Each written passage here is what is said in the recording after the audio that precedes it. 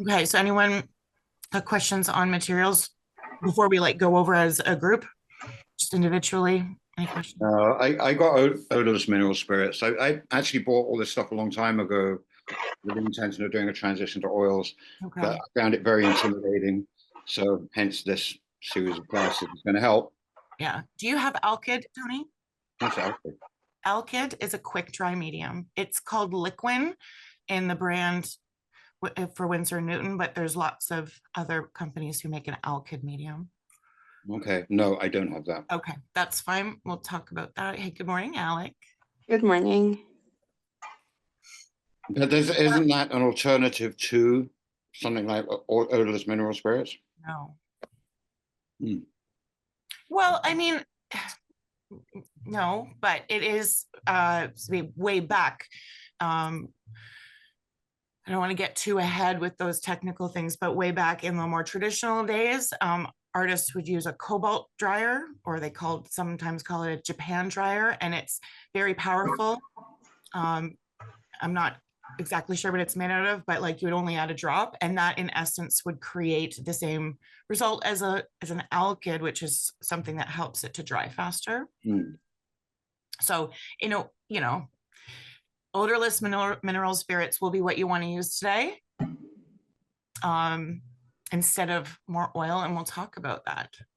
Instead of more oil? Yeah. You mean thinning it down, right? Yeah, extending it. Do you think I should go and get some liquid? It's super handy to have, yes. Like, you're not going to need it today. And you probably won't need it for this project, but yeah, I do recommend getting an alkyd. It's very handy. But there's lots of different approaches to painting. So I'm just going to do like a start, a beginning. I guess I'm going to spotlight just to share. Hi, Sure, I have two quick questions. So yeah, I've got the odorless mineral spirits, and then so you said that all the companies have different mediums. So Golden has the liquid, and so I guess this Galkid is gambling, right? Yes. Same thing, right? Yeah, it's the same thing. Yeah.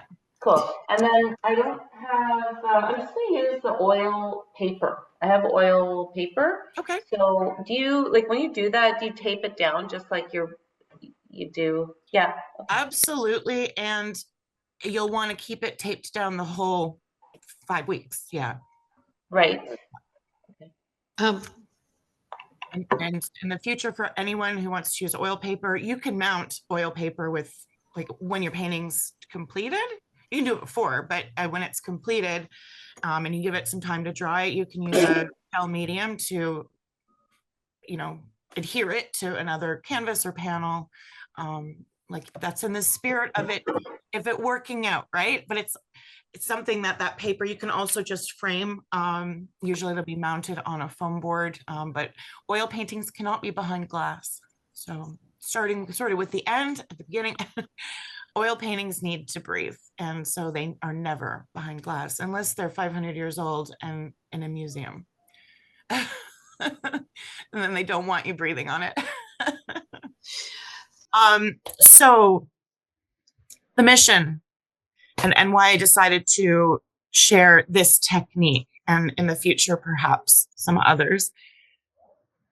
I started using oils. It was the first paint that I got my hands on because I had an amazing art teacher in high school, Miss Kobayashi, called her Miss K.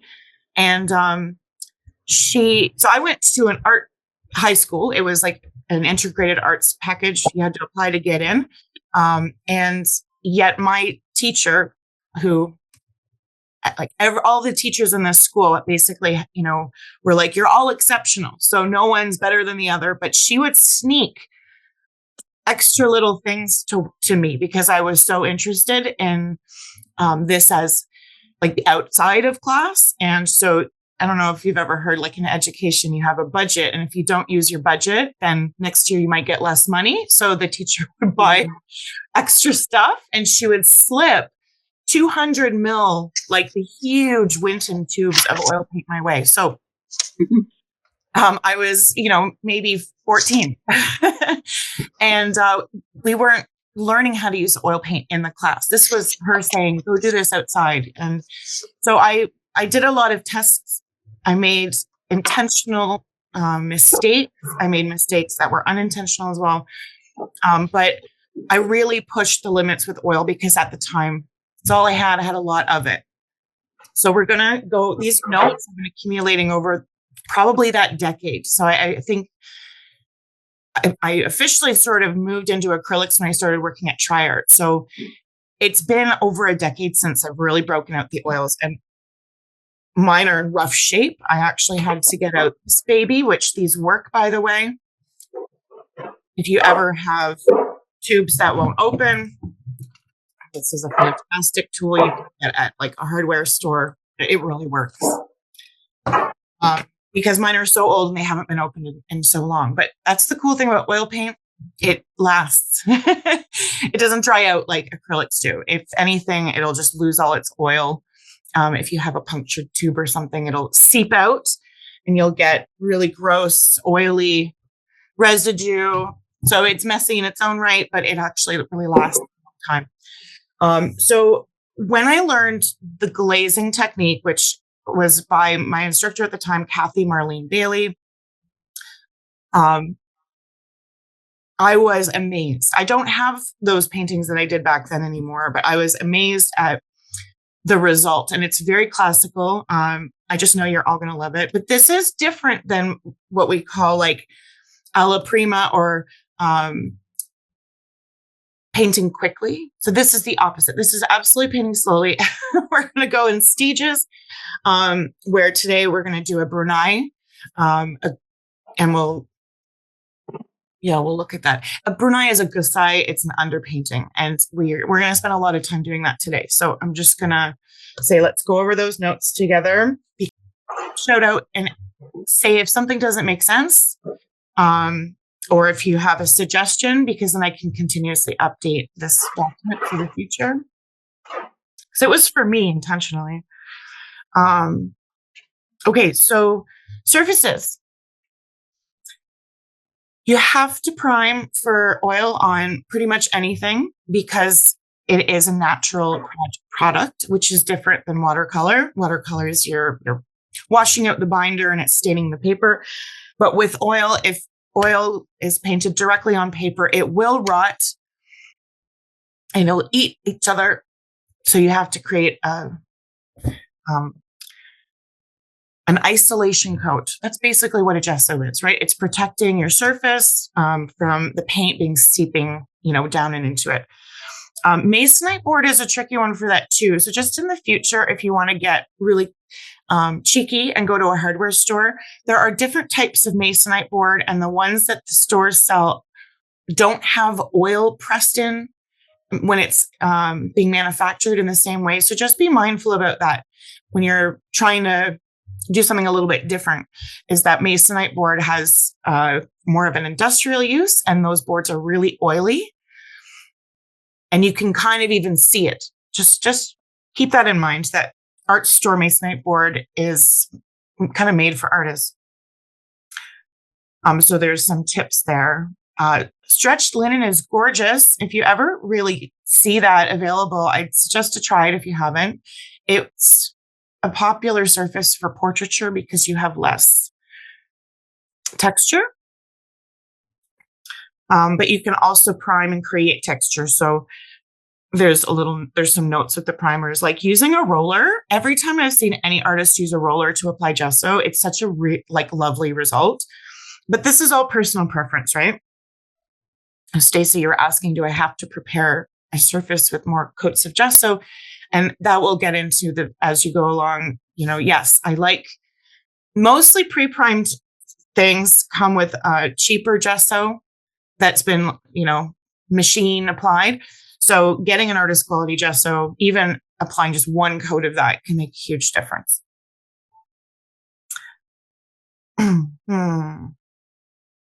You can do an acrylic textured modeling paste base. That's actually a very cool thing to try in the future, but please make sure it's prepared weeks in advance, because again, you don't want to put oil on top of acrylic that's still curing.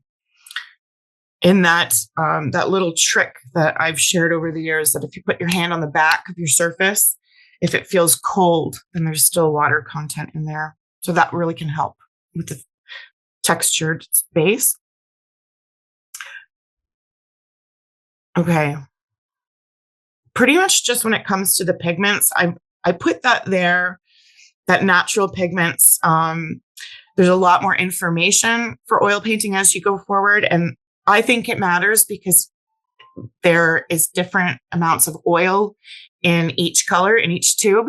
There's actually a chart for that, because some colors are like little piggies and they need a lot more oil because they just suck it up.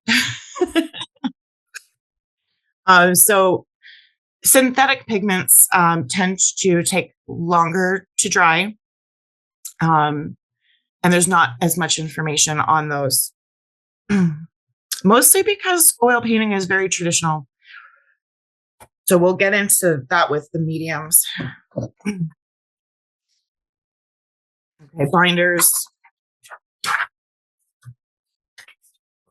We're not going to use any oil today, unless we'll talk about maybe if you feel like you need it. But today with this layer, it has to dry quickly because it's the very first layer. So in that, if you did need to use oil, a linseed oil would be your best option because other oils take longer to dry, usually, especially walnut oil, which I wish I had.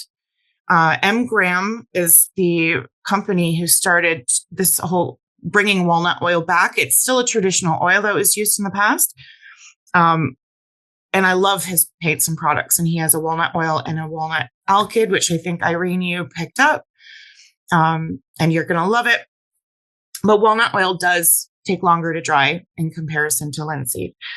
Stand oil, all of these other oils have different intents. You don't have to explore them all, really. But linseed is your mama. Okay, just like I guess acrylic. Polymer would be your mama in acrylics. This is linseed oil is the most commonly used as the binder, and you can't go wrong using it in the painting process. Stand oil. So alkyd. Alkyd is a quick dry additive. You can get different versions, different companies. You can get Liquin for portraiture. I can't remember what it's called now. It's a thinner Liquin because Liquin tends to be jelly and thick, even in different companies. So what I have here is an alkyd painting medium by Grumbacher. This has solvents in it. It smells. It's awful, but I'm using it because I have it. And it's jelly as well, but it's actually quite thin considering. So you use alkyd in your first layers if you have it. There is a whole line of alkyd colors, actually. It's called Griffin and Winsor Newton. Griffin alkyd color. So this is a fantastic line. I have quite a few colors where every layer will dry quickly without me adding anything to it. So there's lots of spin-offs, and just like water-soluble oil, which I believe, and this is something that you should try. So with Cobra, I haven't tried Cobra. I'm pretty sure it's amazing, but have a little test if you have like oil paper or something that you can prepare going forward to actually push your water soluble oil so that you can visually see. When I suggest that you use the medium for it, it's because adding water to anything will dull it out. So if you have Artisan, which is Winsor Newton's line of water soluble oils, and you use water to thin it out, it works. The oil has been altered so that it is water mixable. But if you use the medium and you do a swatch next to it, you'll see there is a difference. So the medium kind of keeps the binder intact and strong. So you have more of a film instead of something that's being washed out. So I have a question related to that. Yeah. Cobra has instructional videos on YouTube. Mm-hmm. And they say, like, for the painting medium, you can dilute that with water so that you could do leaner layers. So you could do more water than an equal amount of water, and then you add more medium to do the fat over lean. So that's what I had planned to do it, because I think it also dries more quickly with more water in the painting medium. That would make sense. Yes. So, but I didn't test it to see if the color is duller, because it still has the painting medium in it. So I was just wondering if you had a thought about that. It will be duller. Okay. Yeah. Maybe not significantly. It depends on how much water you add. Yeah. Okay. There's just no way it can't be. The water is extending it, and it granulates because water doesn't lend any control. Right. And does it matter because this is going to be the base layer of the grisaille process? Does it? No. It doesn't matter. Actually, okay. So we're going to talk about fat over lean. Are we good? Does anyone have any questions just about the spirits and whatnot? Like there's, a whole section there that talks about how you do not need to use solvents at all. You can just use oil. You don't need to. So when people because this is a tricky one only because it doesn't get talked about so much. When we look at why people use solvents or why people do use solvents, it's usually because it's a traditional process and that people like the consistency. So the solvent, which it just evaporates, right? It gives you that thin, watery application without adding any fat to it. Okay, so we'll talk about that. So it's important to use more solvents in the beginning layers. And this is why I'm suggesting alkyd for what it's worth, is that alkyd gives us all that we need in the first few layers to quick dry without adding the oil and the fat. Thumbs up. And then it doesn't dull the color at all. That's right. The solvent doesn't, because it completely evaporates. Yeah. And I guess water does too, but water doesn't have the same stability when you're comparing them. It doesn't matter what medium. I mean, just look at watercolors. They're dull, right? You use water for anything. It's going to disperse it in a way that is different than the solvents. Now, saying that though, if you added a whole bunch of solvent to your oil color, you're also spreading out the binder, which is what gives it the shine. It's the oil, the linseed oil, that's making it shiny. So it will be dull, just not as equally dull. But when you varnish it, doesn't it gloss back up, or is the color going to be different? So there's a process that some artists do, especially during the process, and it's called oiling out. And so if you maybe in the fourth week, because you're building up value and depth, if there's areas that are dull and it affects your judgment on value if something is matte and patchy. Okay. Right. And yet it's dark and it's actually supposed to have some depth to it. Instead, you can't just add a varnish midway. So what artists will do is take a linseed oil rag and rub it in or paint it on and take it off so that it shows you the depth again. Okay. Because the oil is what gives that really rich, shiny depth. Sure. Is there any problem obviously I'm using a solvent today because I don't have liquid. On subsequent coats, is it okay to then use liquid? Yes. Yeah. Okay. Yeah. And then that's a great question, actually.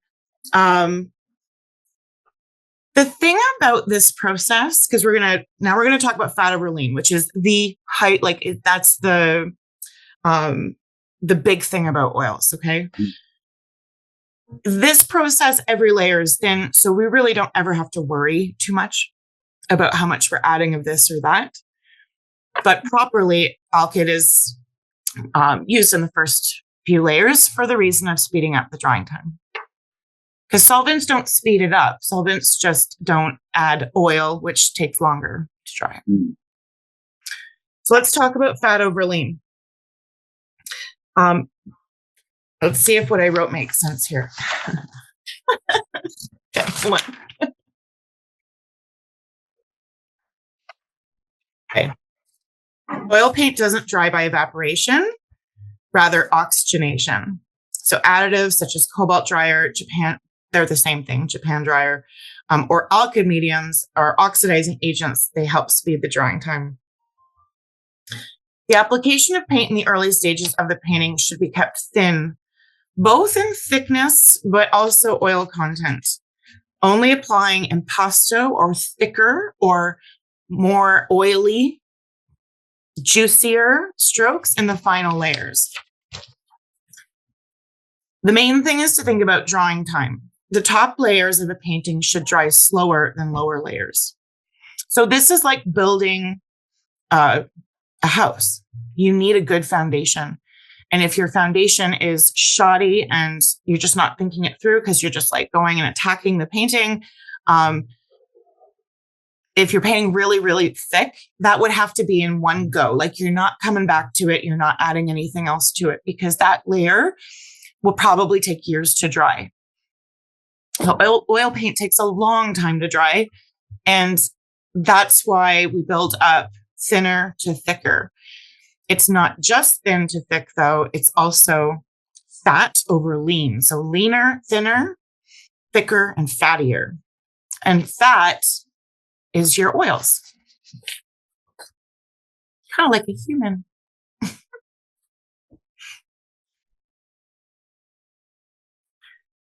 Now I have another document that was written by Doug Purdon when I took class way back. And I'll send it out to you. I had only just found it yesterday and then I scanned it. But let's see if this also just gives you a different wording for it. Okay, oil paint is a glutton, not for food, but for oxygen. It doesn't dry. Oh, okay, we've gone over that. Okay. Oh, actually, I didn't know this, or I forgot about it. While oxygen is one factor in the drying process, light is also another. Oil paintings need light to dry. Ultraviolet light acts as a catalyst in the oxidation process and also acts as a bleaching agent on the oils to prevent yellowing and help in producing a clearer, brighter, and stronger paint film. Oil paintings kept in the dark rapidly yellow. However, once they are exposed to light, the process is usually reversed. Doesn't have to be direct sunlight. Normal room light is sufficient. I have heard that. So when I was kind of reviewing all of the section for oils, which I call binders, there are, especially with stand oil, there are forums out there where someone's like, oh my gosh, my painting looks like it turned amber or really dark. And someone was like, just put it out in the living room for an afternoon and it should lighten up. So I have kind of run into that. It's never happened to me, but it's interesting, eh? So my oil painting drying in the closet in a box in the dark is a bad idea. Oh my God. Let me go get that right now. Hilarious.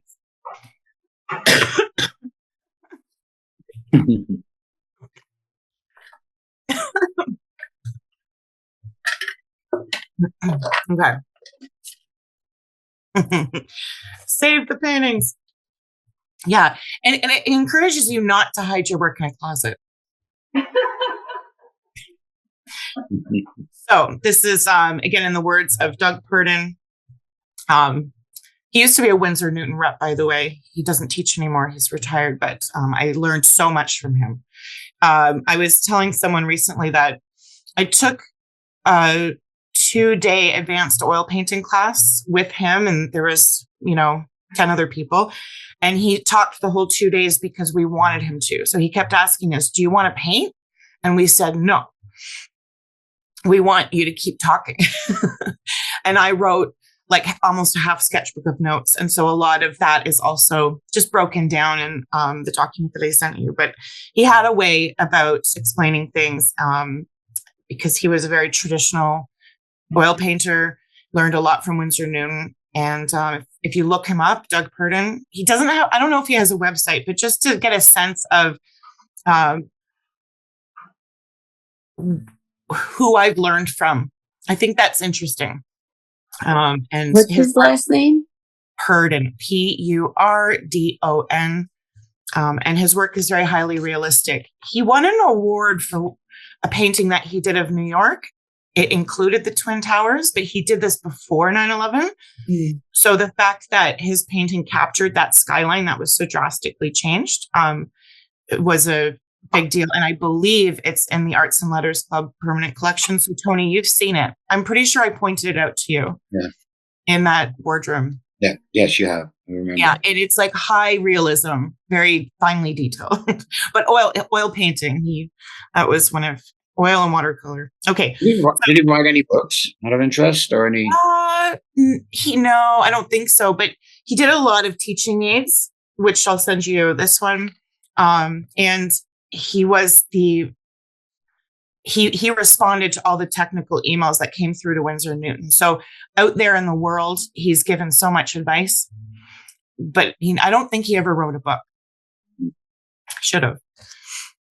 Okay. So I know I'm starting to sound like a workshop for Jenny Craig or Weight Watchers, but here is more discussion on fat and lean.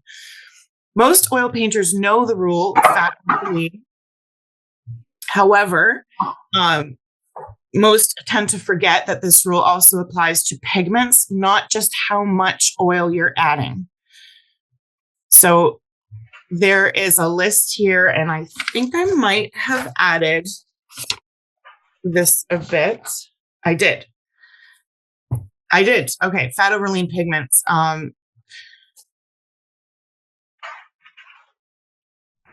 So some pigments absorb more oil. They're gluttons. And in the tube, just literally in the tube, like alizarin crimson, this one is considered a fat boy. A fat color, however you want to think of it. But it just means that they've added a lot more oil because of the pigment. And it's, this one was the high oil. So I wouldn't use, this is for example, I wouldn't use alizarin crimson as a blocking in the first grisaille or underpainting because it takes longer to dry just innately. Mm. Now you could add a alkyd to it and that will help. But one of the reasons why we tend to use burnt umber is because it doesn't layer up too dark. Burnt sienna is also a good traditional color. Some of the masters used black and white, literally black and white. I find that is something you might want to explore in the future, just a black and white underpainting. But to me, it feels really dead, the gray tones of black and white. So burnt umber gives more life. Wasn't black used for portraiture back in the day as an underpaint, as an undercoat? Or ground, if you like. I don't know how you call it. I think it was probably like a Van Dyke brown. But it could have been a lamp black or an ivory black because those are transparent blacks and they are warmer and again, you don't want to start too dark. So we're going to get into painting in a moment, but you don't want to start too dark in the underpainting. You want to slowly build up and have space to adjust your value. If you go really dark, extreme high contrast in the first layer, you're just taking you're limiting your options as you go forward. So I do believe the burnt umber became more popular because it's warmer than black. So for skin tones, it was better. But I've seen a lot of the process with classical that it was black and white. And I think it's all how you respond to it. I've done black and white, and I didn't feel like I understood where to put the color next. But I think it's subject matter related too, right? Why do a black and white underpainting for a landscape? It sort of doesn't make sense.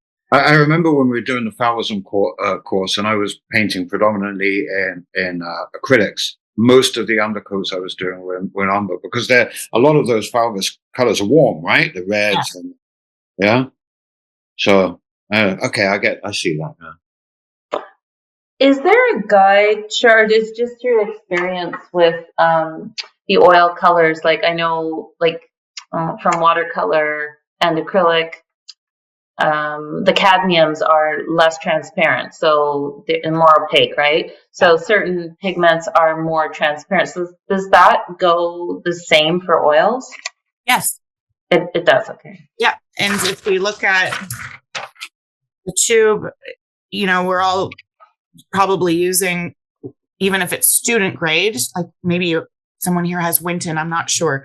But usually, just like acrylics, it'll be on the label. It'll tell you the light fastness, the series number, what kind of oil, the binder. It'll tell you if it's safflower oil, which safflower oil takes longer to dry. But it's lighter. It'll say if it's containing linseed oil. It'll tell you the pigments, and it should tell you if it's transparent, semi-opaque, or opaque. Mine are so old and sort of messy.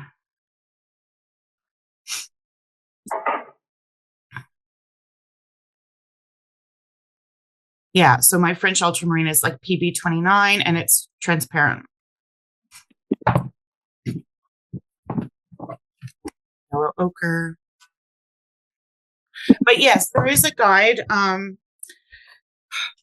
don't have a book per se, but I'm sure you can find something online that will tell you your basic pigments, like your natural colors, like earth pigments will usually be more opaque because they can't, well, it's not that they can't.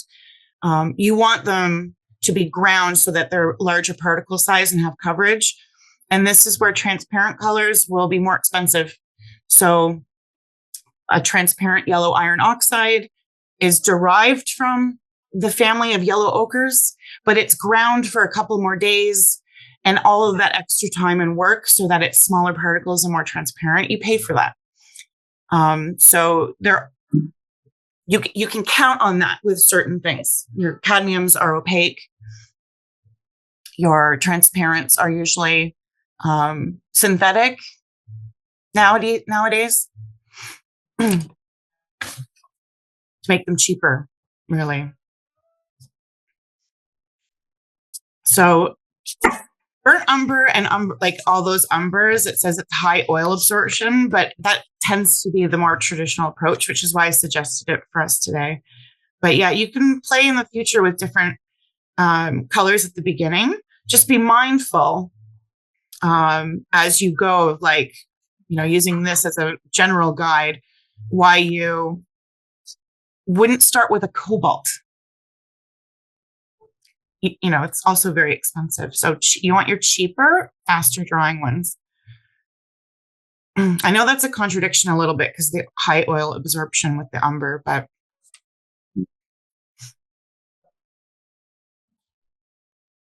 okay. So the summary there is if you keep the early layers of your painting thin and lean by using little or no medium and only low absorption colors, then you gradually increase the use of using mediums or more oil in your subsequent and final layers. You will construct an oil painting that will stand the test of time. I have a question. So the first week, if we don't use medium or fast drying medium, in week 1. In week 2 and 3, can you use the same medium? Yes. Yes.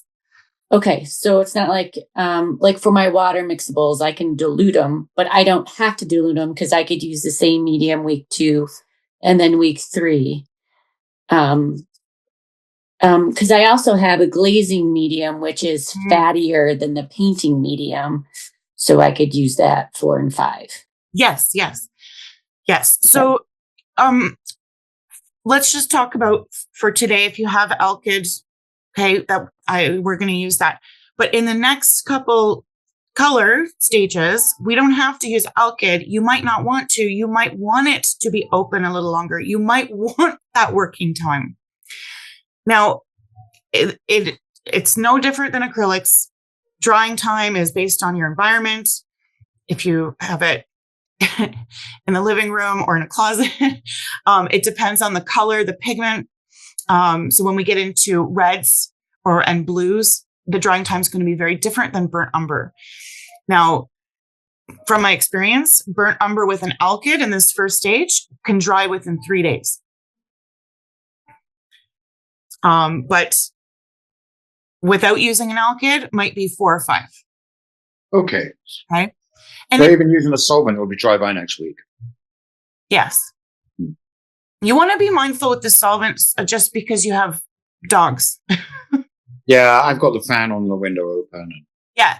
And so that's, as you go forward, Tony, whatever you can do to minimize your use of solvents. Yeah, I'm going to look at that alternative. You and the dogs. It's the problem with the odorless solvents and why Gamsol is used. I took it from Gamsol's website. There's right under solvents and spirits that Gamsol's formulated more for like the cosmetic industry, and so it's not as strong as say odorless mineral spirits or citrus cleaners and whatnot that are more industrial use. And the problem of having odorless basically takes away our natural instinct. And so we forget that it's toxic, and that has proved to be a problem. And I'm not going to say painting once a week, it's going to be a problem, but for people who painted a lot, they suffered in the long run because they were using something that they thought, well, I can't smell it. Yeah, I understand that. Yeah. I mean, I've got it locked away in a Mason. But I probably was so Gamsol. You think is the Yeah, Gamsol. Like I don't use it because I only have this little small sample. It doesn't really smell. Like it's very low odor. So I guess just you have to try. Like you have to experiment. Use the Gamsol in an underpainting. Use the alkyd medium. See what you like better. Right? It's a people who still want to use solvents. It's because of the viscosity and how it feels the flow of the brush. So it ends up being a personal choice these days. We have so many other mediums that companies have made. So yeah, it's a personal preference. I know artists who still use solvents. But it's probably how they were taught. Yeah, but your preference is an alkyd over any kind of solvent, so you'd use an alkyd over Gamsol or something like that, right? Yeah. Yes. Liquid. Yeah. Yes. Okay. If you try researching this stuff online, it's a total minefield. Yes. Especially if you go into forums, everyone's got their damn opinion, right? And it's like gets vicious. Oh, absolutely, really. The rule. I just want to skim over the brushes and stuff because I find that's important. But the rule is fat over lean, and even for people who say I don't care, I'm not here in 100 years. I don't care if my painting survives and makes it. Fine. Well, then just have at it. But there are reasons for the suggestion of it. And it's number one, because it takes so long to dry anyway, that you won't see the problems for a long time. And then they'll just be like, bam. So it's just like, okay, let's just consider how to build a good structure. And like I said, we don't really have to worry with this whole oil glazing process because it's thin layers no matter what. So today you can try out a little bit of both, water, your medium, a bit of solvent, see how it feels to you. So we've got a rag. A rag in this stage is very, very important.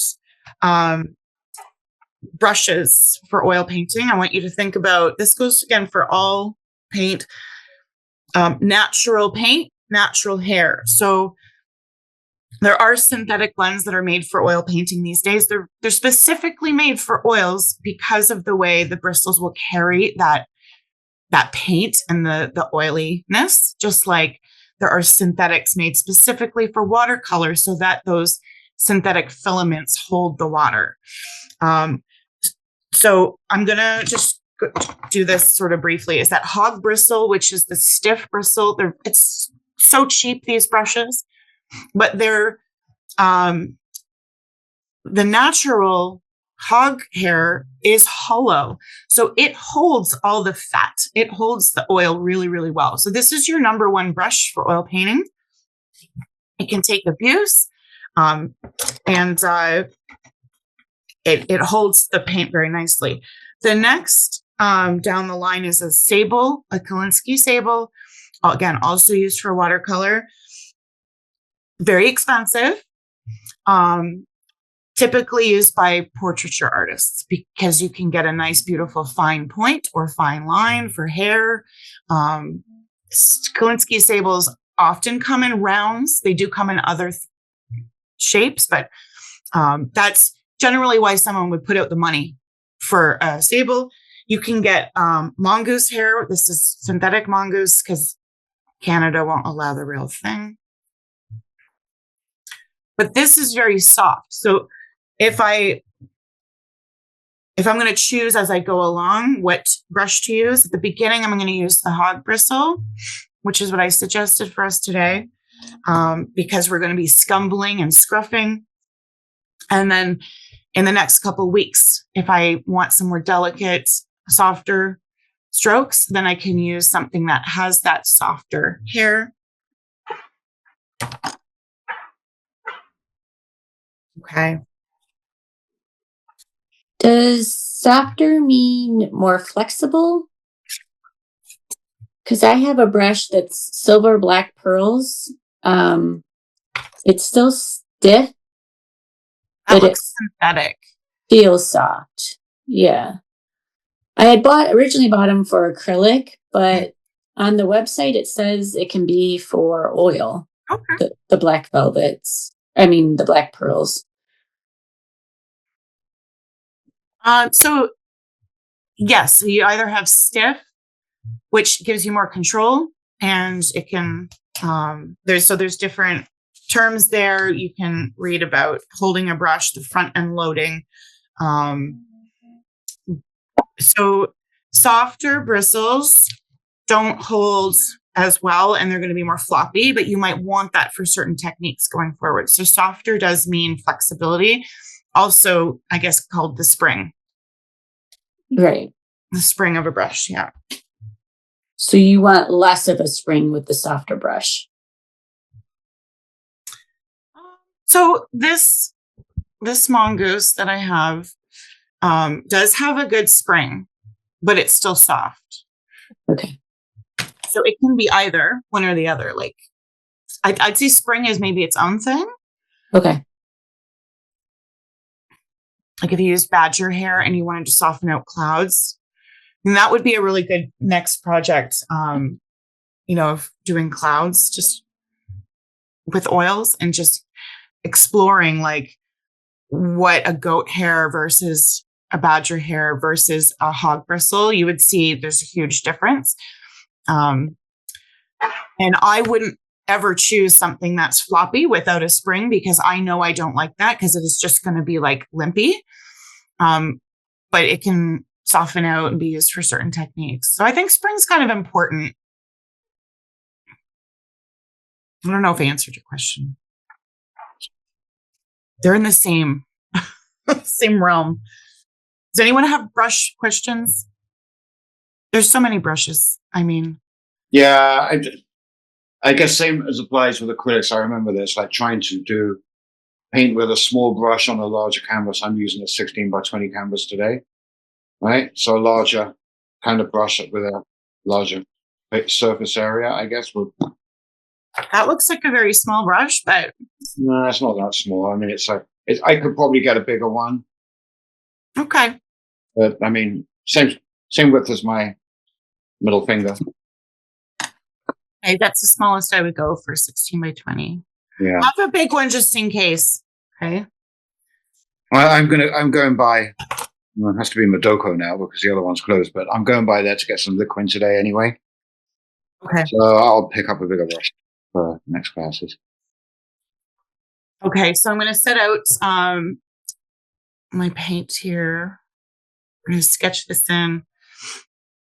This is a 16 by 20. Please, I don't usually do this size of demo, so don't feel. Do you recommend we sketch this in? Yeah, we're going to do it. We're going to sketch it. I didn't put charcoal pencil on your what to bring today, so I'm sorry about that. But do you have willow charcoal sticks? That's great. Can it be vine? Yes. Okay. I have one other question about my canvas. I have one that is, just a PP canvas, 11 by 14. Then I have a canvas board that's smooth. Which one should I use for, I guess, a landscape? Yeah, I would go with the canvas, not the smooth. Okay. Yeah, it'll lend to the foliage better, all that canvas leaf texture. Is charcoal okay? Yes. Okay, good. Yeah, we want it. It's actually kind of nice that it will melt into the paint bit. Right. So pressure matters here, and I'm going to suggest that we look at this reference for the most part, just to quickly get it in. And we're going to look at what we know. This is the ground. Oh, sorry, I have paint on. There's paint on this, so. Okay. Oh, this is still not making a mark. Sharlena? To get another. Yeah. Yeah? Yes. So I'm not using a canvas. But I'm using this Canva paper. It's for oil. Yes. So you can tape that down. You're going to need to have a support. Like something cheap that's going to be that support for the whole class. Right. Okay. Let me show you what we're going to be doing. Okay. We're going to block this in with charcoal, but this is.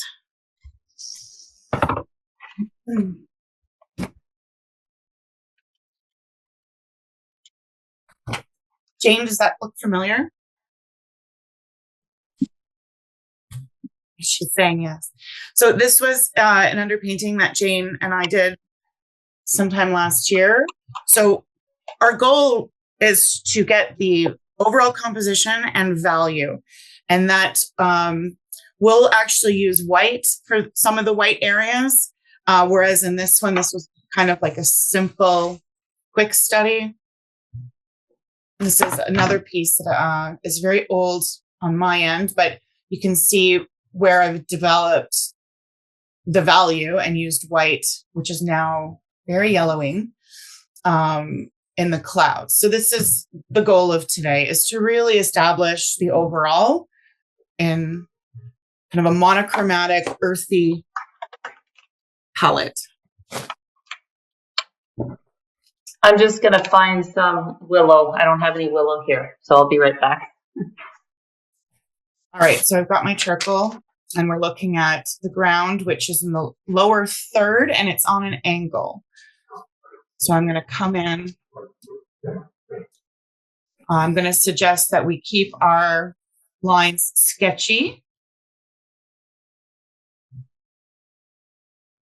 I might even adjust this a little bit lower because I really don't want to run into problems with the tree feeling it's too small. Like what's important to me is the tree, not the ground, but the ground has some cool elements. Can you believe this is February in Tokyo? Really? Like it was That's so beautiful. warm. I had to carry my coat, like my winter coat, because and the cherry blossoms have started to come out, which is not okay. Like that's not normal. But It's that's February, in February. yeah. It was Wow. supposed to be, the same weather as in Canada for the most part, Alec. It was crazy. Wow. It was so unseasonably warm this past February. And I think I've noticed, I can't remember why I was looking, but I still have Tokyo on my weather app. Like, you know how you can have a couple? And I was looking recently and it was still warm there. So as we do with sketching in, you can see here, I'm exploring and I'm saying, this is a good space. I'm sort of doing a continuous line. And in that, I'm not boxing myself in for, this is the exact space. The tree is not quite in the center. So I'm going to come over and I'm looking at, it comes all the way to the corner up here. Remember, look at this one. So because you can't, in this grayscale, that's all texture, right? So let's just look at the structure of the tree. The anatomy, it's a V. How many kind of mother arm branches do you have coming off?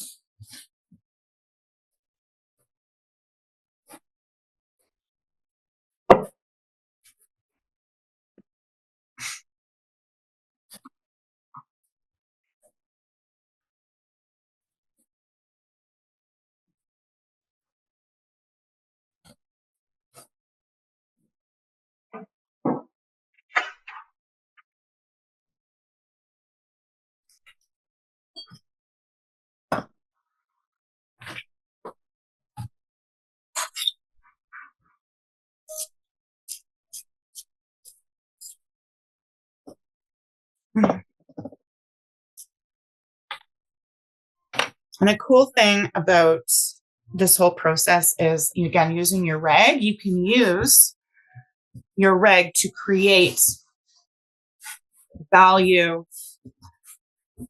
that will help you define the space. So this is just charcoal and a rag. This is a consideration for always blocking in is drawing in lines can be very deceiving because, in the end, you're looking for a shape. So this is why, like, whenever I trace something for efficiency, I still am always like surprised at how it can be wrong because you're trying to look at, the outline of something when you're doing that. What kind of tree is it, Char? Do you know? I can show you what the flowers look like. It looks like really interesting in the colored picture. Like it's super cool. Yeah, I actually think that's a great question because it'll help us, right? I didn't even think about that. All right, I'll show you.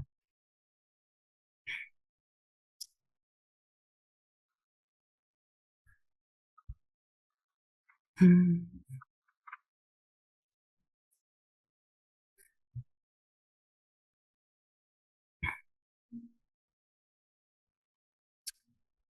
Dun, dun.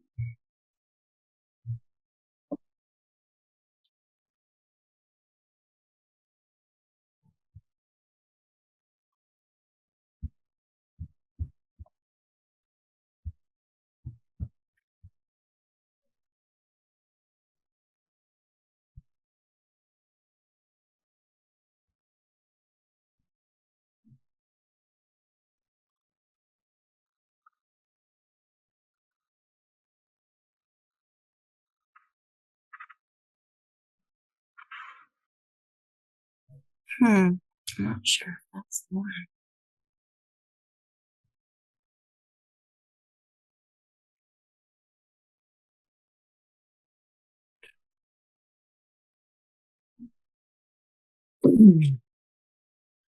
I'm not getting very darks on mine. I don't know if it's because of the plasticky part. You don't want it to be too dark? It looks fine to me. Okay. If mine looks dark, it's because I am using like a 3B charcoal.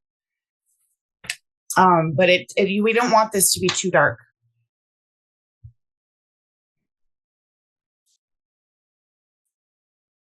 Okay, then I'm going to suggest, and you get to choose. Do you want to eliminate some things? I'm not too sure that I want to have all this stuff in the background there, this area, this bush. So I'm just going to leave that for now, personally.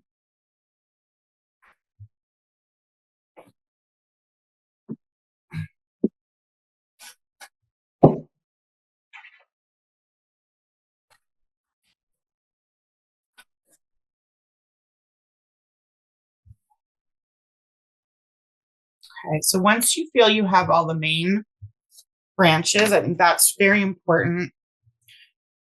Some people don't even sketch it in with charcoal. It depends on how complicated your subject is, but you can just go right on in with paint too. Like for what it's worth in the future.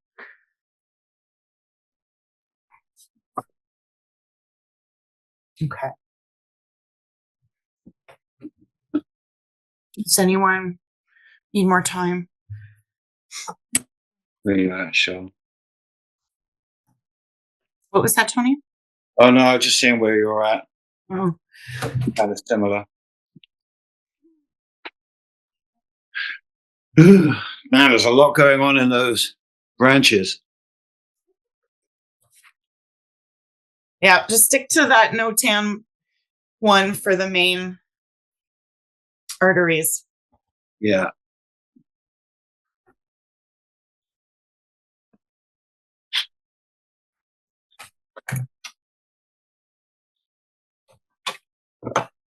Okay.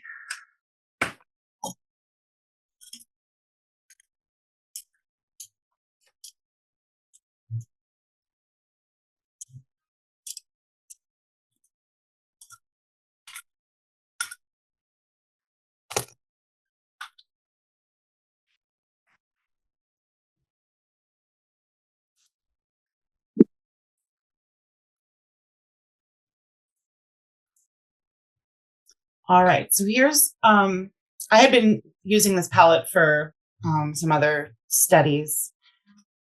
These are these little crumbs that I've had to peel off the cap, so ignore that. So this is the burnt umber. This is my liquid. So I've got a similar kind of pile of each.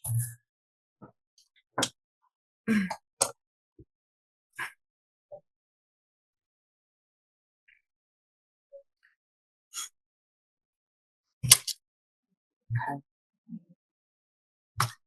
So I'm going to use my bigger brush because of the size. I'm on 16 by 20, and I'm going to start to move, just sort of activate.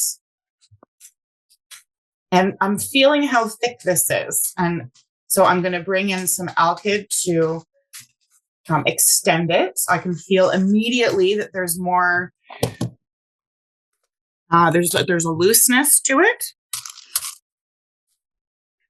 And I've really loaded up my brush. I mean, this is the beginning. We're using one color. So I am just patting back and forth so that this is very full with paint.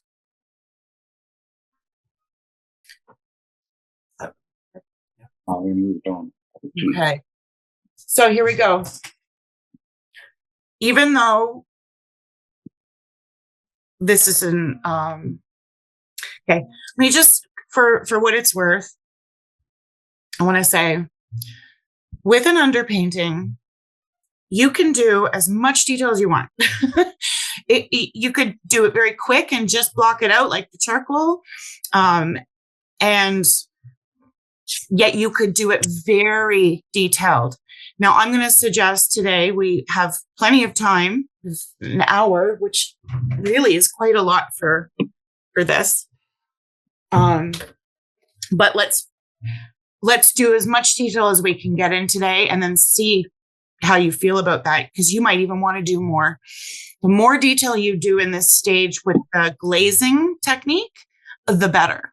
But there are other approaches that it might not matter so much. So I just want you to know that this is a choice that I'm suggesting. It's a choice that I'm making to do a really detailed underpainting here.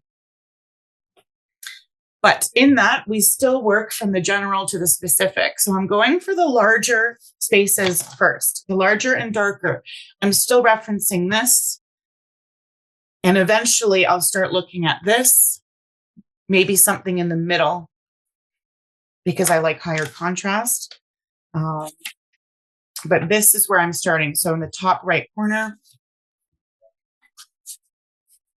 And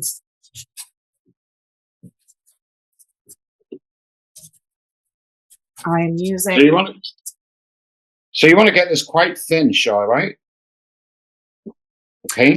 You want it to feel like so when you make a stroke that it's coming off the brush very smooth. Okay. If generally, and it does depend on the brand, but generally, if you just put oil out and you activate it, you load up your brush, it has heaviness. It pulls, it drags. So using the medium allows you to have like a juicier, more lusciousness. Right. However, after you get some of that paint on, you're just going to take your rag and move it around. And the reason I'm suggesting this is because we talked about not going so dark so quick. So I'm using the rag to extend or push the color around so that I'm getting the undertone. Shar, did you add something to the burnt umber? Yours seems a lot lighter than mine. I did add some liquid. Oh, okay. So yeah, I'm using solvent. So okay, fine. Yeah, use you can just dip your brush in the solvents and then work a little pot. I'm using a pipette. Seems to work quite well. Okay, thank you, Shar.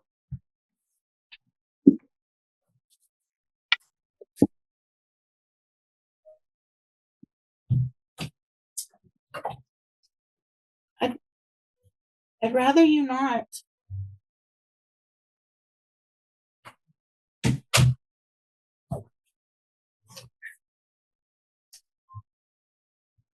Okay, so again, just looking at value, just going in, establishing the biggest area.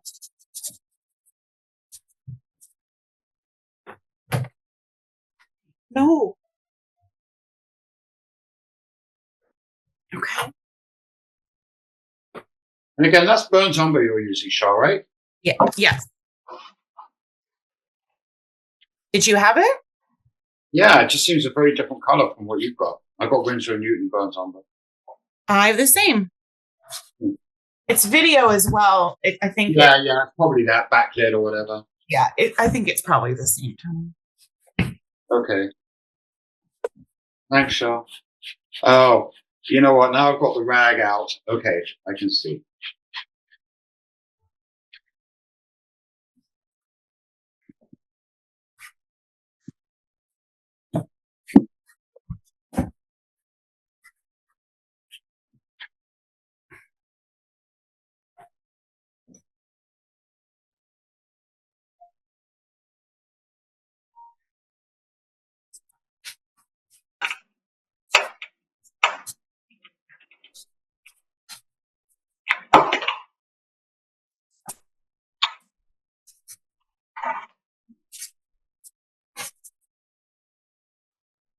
So just using burnt umber for, I'd say the next little while.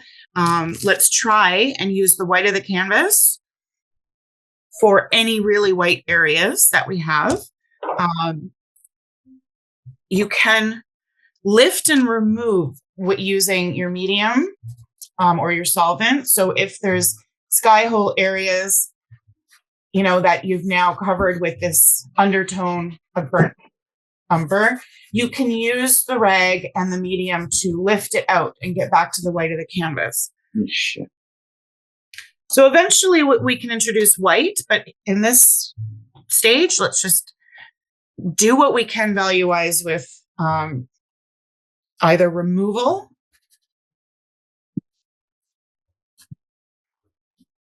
I'm going to come a little closer because this is what I'm like. I put some medium on my rag and then I'm pulling out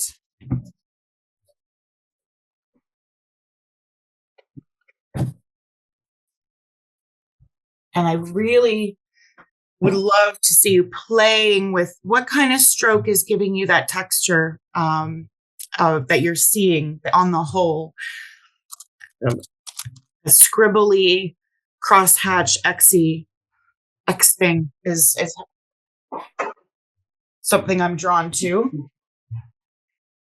But maybe you want to explore like padding or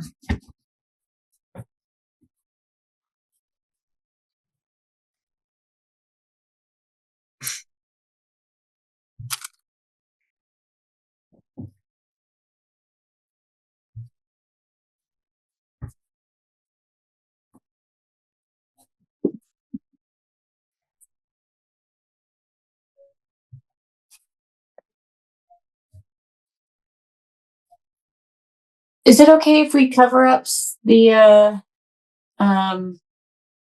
charcoal? yes. So I'm working it over top.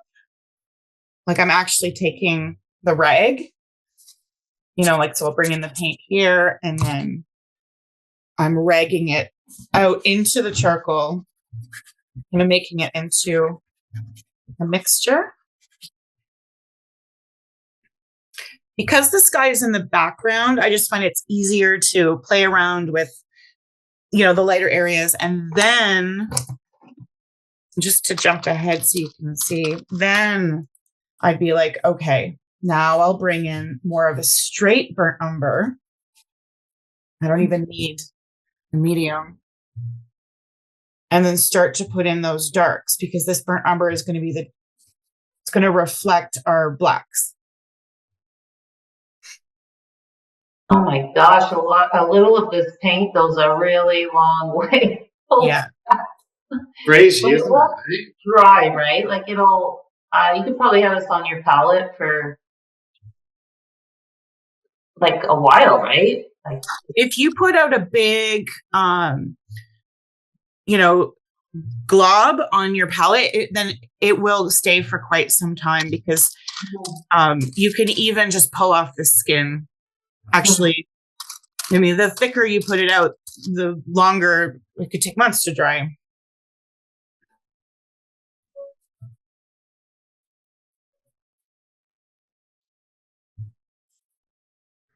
So we are looking to achieve coverage here. So other than leaving the white of the canvas for now, I am trying to move this paint around.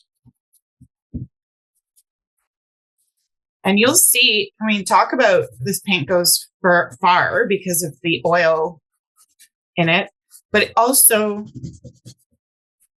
think about how often do you have to really dip your brush? Like getting into dry brush is so nice and you could just play for what it's worth. Just, okay, this is all texture. And so if I can keep scrubbing and get like a really nice beginning texture there.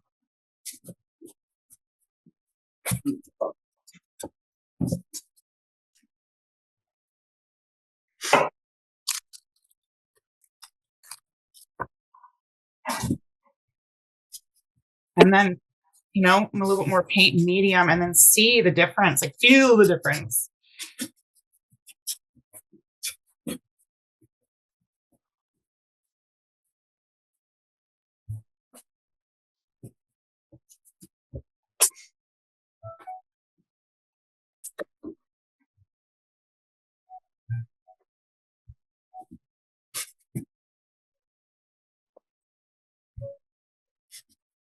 Oh, it's not turning into a big sheet of plastic like the acrylic does. I know, isn't it lovely? I love that. I find acrylic, well, like you had said at one point too, Char, it's like, I like it for its properties, right? And stop cursing it.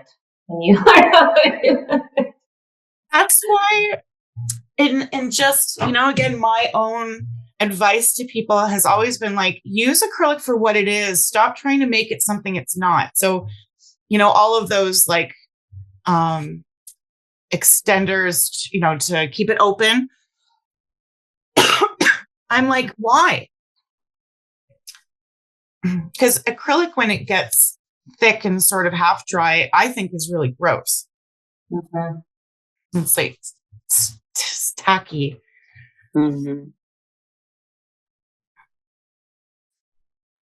I found I don't like the heavy-bodied acrylics as much as I used to. Mm-hmm. Well, that's because you're mixed media queen. Well, I'm guessing anyway. They're good for our topology, though. Yeah. Pardon me, just get some water.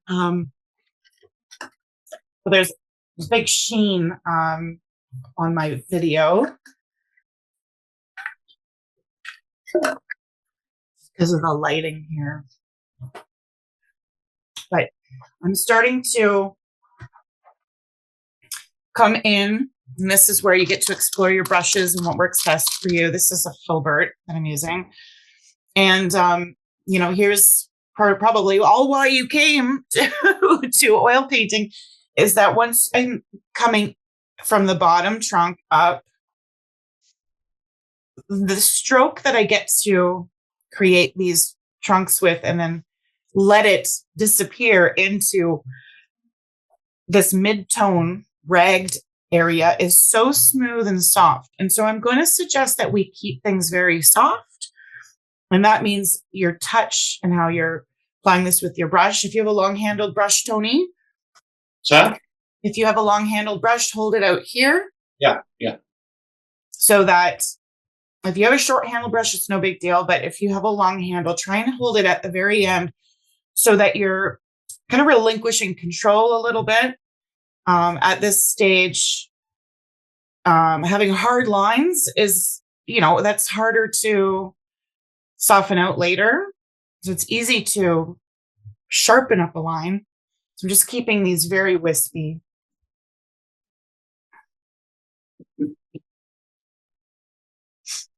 And where I can't see where the branch is going, I'm going to bring in a little bit of dry brush over top of the ragged area so that you can start to develop leaves as a whole, as a group of color instead of individual.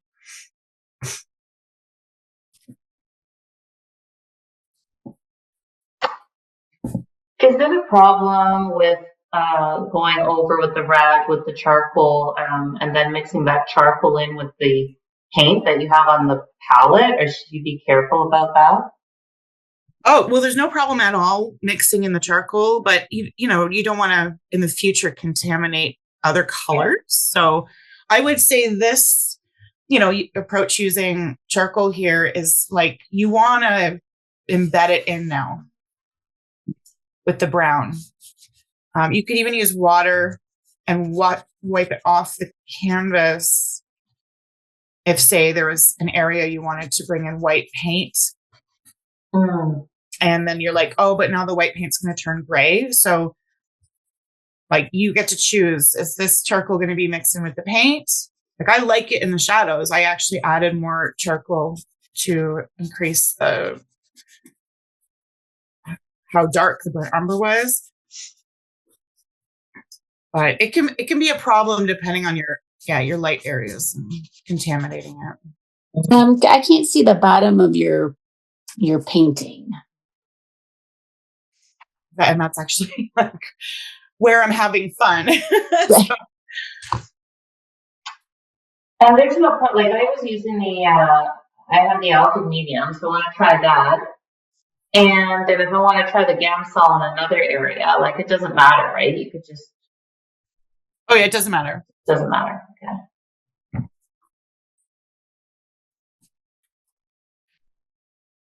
At this stage, like, I mean, I was suggesting you play with it, but I would suggest to go back to the liquid. So the outfit, The alkyd, yeah. So just for the most part, that's what we want. We want this layer to like be dry by next week. Mm-hmm. Not every week. So I had put this on that PDF that I sent out. There's a little section on glazing techniques. So it says today is layer 1, tone, contrast, detail. And then next week we will talk about which color to bring in, and it may not be everywhere. Just so you have like a future, looking into this. If we bring in yellow, it's only going to be in the warm areas. And when we bring in blue, it's only going to be in the shadows. So it's not like we're painting the whole thing every week. So this week is important.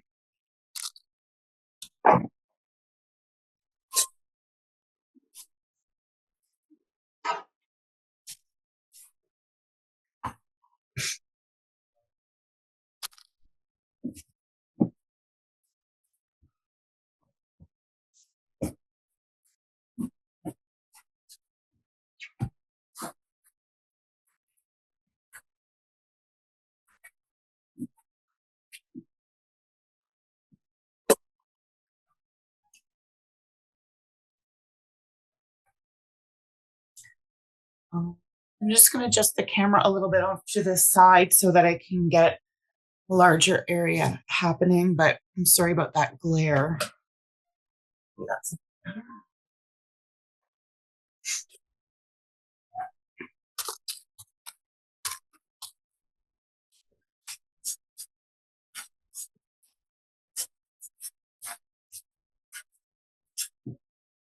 So really having a nice negative space in that top left corner is quite lovely.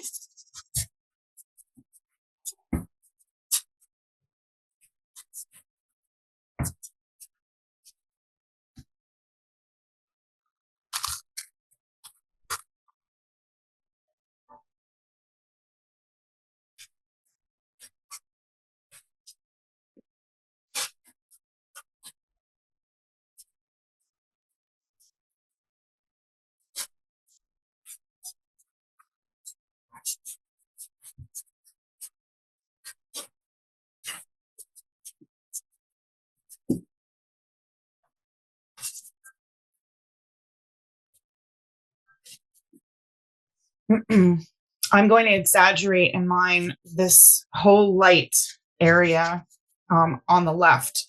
I really, that's why I liked this photo. And I was like, okay, the colors of the flowers being on the ground and the light, the warm and cool areas. I was like, okay, this will be a really good one for, it'll be successful. But truly, it was in my mind, I'm like, I want to exaggerate that sun casting that nice beam on that hill. There's like a little river in behind. So that was like a drop if you were to walk up to the tree and down. I took video of this place. So I will find that and send it in an email. The flowers as well. I'll find out what kind of tree it is. I think it does matter. But yeah, it's going to be a bit docu in the spring. What's that? I'm gonna be visiting Tokyo in the spring. And when are you going? April. Oh There you my go. gosh. For the cherry blossoms. You're going to That's Japan? the hope. That's beautiful. Whereabouts in Japan are you going to? Tokyo, Nagano. Very nice. Well, where in Nagano Prefecture is huge. Yeah, to Matsumoto and Ooh. Oh, you're gonna love it. I'm You going haven't to. been before, have you, Alex? well, I went for a work trip many years ago, so Okay. I know the airport and the hotel.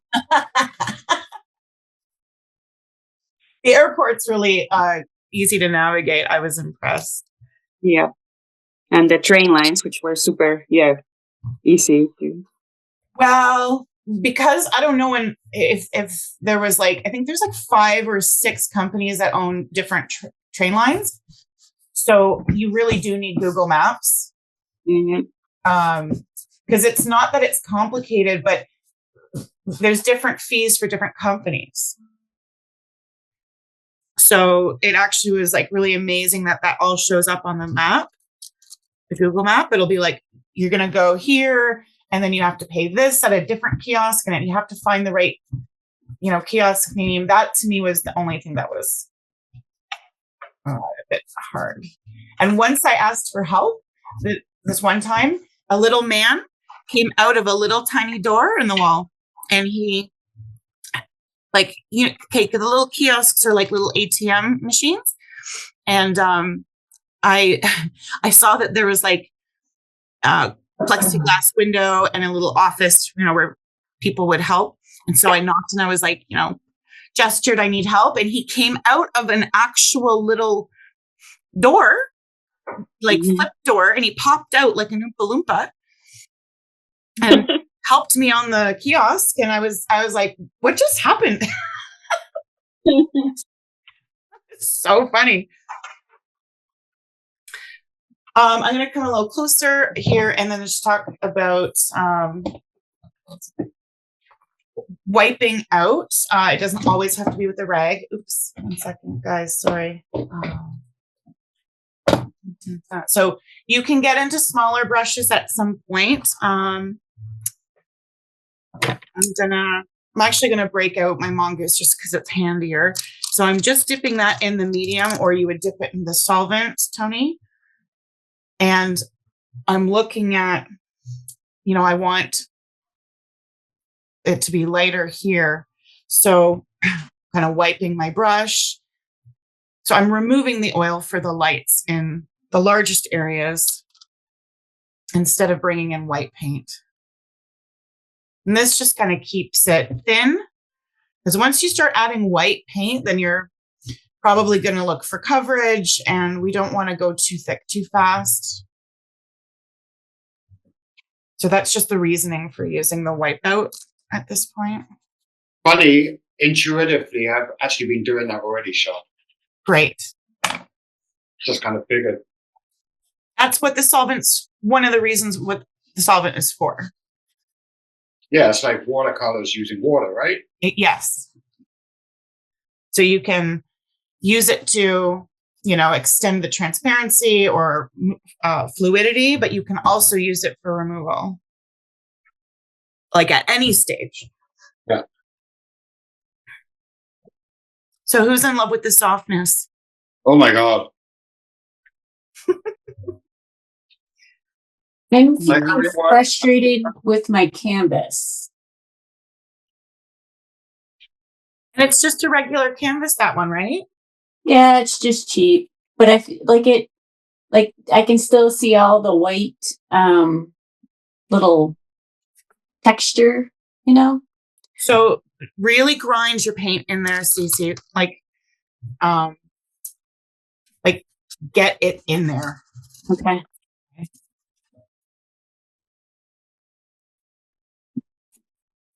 Oh, yeah. Okay, that's good.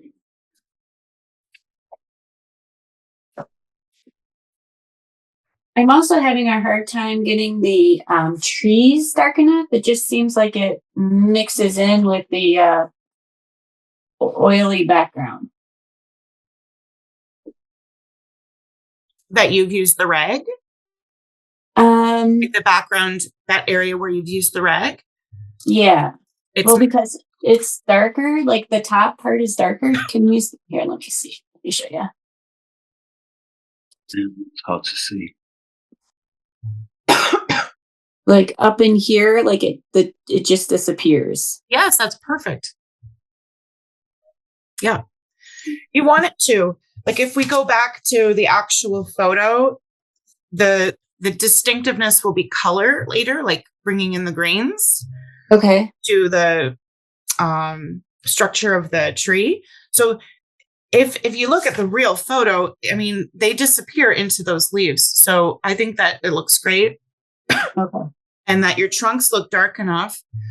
And that it's all going to get darker, that we're all going to see that value shift when we layer in color. So I know what you're looking for, and it will come. This is sort of why I'm doing a bit of a feathery, I'm just sort of letting it fade off.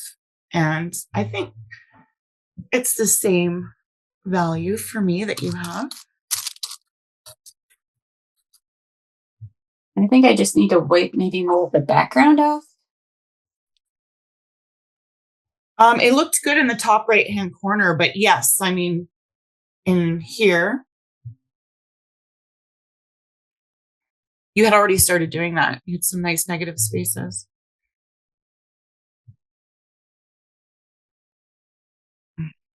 Once the wiping out doesn't work for you anymore, you can bring in white paint.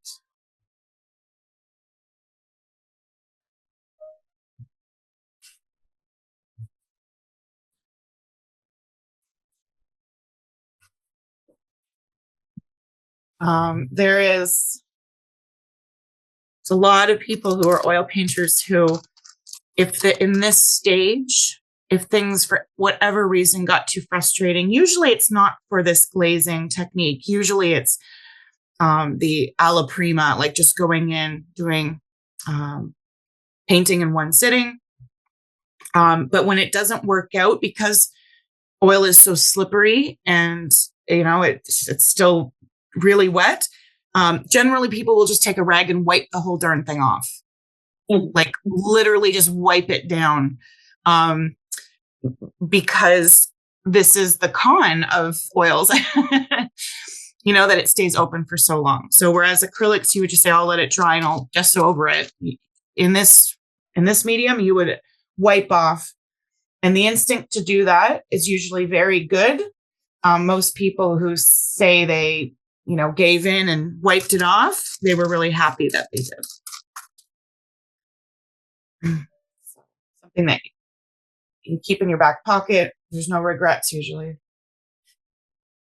I'm going to wipe out a tree branch, actually. Yes. I'm happy to hear that. Ooh.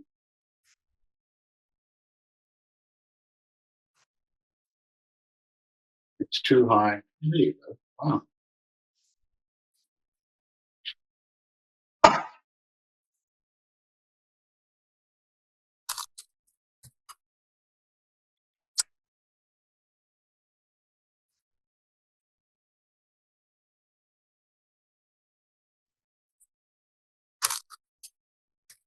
Anyone want to check in? Maybe an hour left. So You have a hammer? yeah. So don't hesitate to ask. Just want to, hey, is my value okay?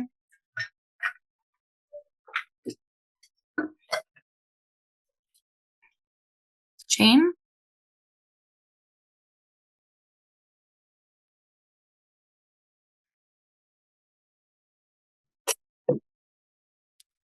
I would like to complain. Alec, do you want me to spotlight you? Yeah. Okay. Yeah. Oh, that foreground is fantastic. Okay. Definitely wipe out in the foreground. It feels overall too dark. So just you have a really great large shape and just break it up. And definitely before adding more of the tree branches, I would rag out the left side where you're getting the whole entire shape of the big tree. Okay. Which I think you were on your way to doing, but just like you have a lot of white canvas, so just sort of get that Okay. Yeah. covered. Yeah, that looks great. Okay. I was hoping that everyone would have fun kind of doing this tree structure because it's quite nice. It's simple yet complex, right? Very cool. Sharlena, what time did you say this is over? Never. Isn't it over at 12? 12:30. Oh, 12:30. Yes. My experience with classes, 3 hours is usually a sweet spot. But Zoom is a tough one for paying attention Yeah. for that long. But still anything less than 2.5 hours, you just can't get a lot done. Okay. I don't know why I can't. Oh, I can see it, Jane. Okay, so you've cut your paper in half? No, I'm going the wrong way. No, I just did measured it out so it was 8 by 12. Yeah. Okay. So All right. I'll pull it out again. Just pull it out. I can't figure out how this. It's looking good. So don't be afraid to use more of your medium, your painting medium, the Alkyd painting medium, and really push that paint around and get that very light tone that really covers a whole big area. Okay. You're doing good.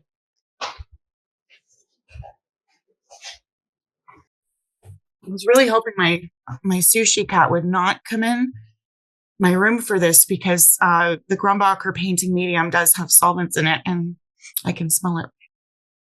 Brenda, would you like to check in? Lovely. Beautiful. I don't know. It's pretty dark. I don't know It why. does look dark, but you're backlit. So It's really more the light in the room that's making it look so dark, I think. yes, I agree. I can see the overall composition and shapes are fantastic. That's good. Now you could get into a finer brush, bring out the white, and start to get more detailed in the branches. Okay. Okay, because you're good. You're good. And I'll just give you a little insight into what I mean by finer. Thank you. Because I don't think you've done a glazing process, have you, Brenda? Huh? Well, I think so. Yeah. Yeah.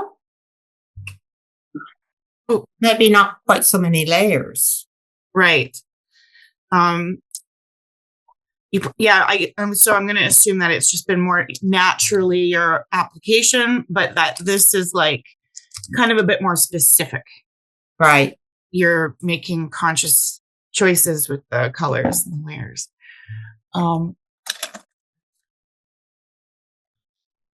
Okay. I'm just going to get out a liner.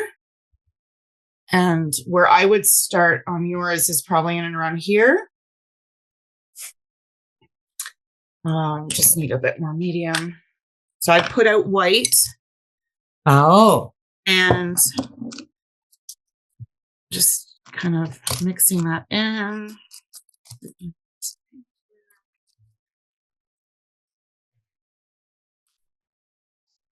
It's a little goopy. Just keep mixing, keep mixing, keep mixing. Sorry. Okay. I don't actually think this is a good brush. I would go for a round, not a liner. But for what it's worth, it's on paint's on there. So now I would start to come in and push the value. So I see a really nice light space here, and it goes off the page. Oh, this brush is terrible. No, to that brush. Okay, and then you can also think about the transitions.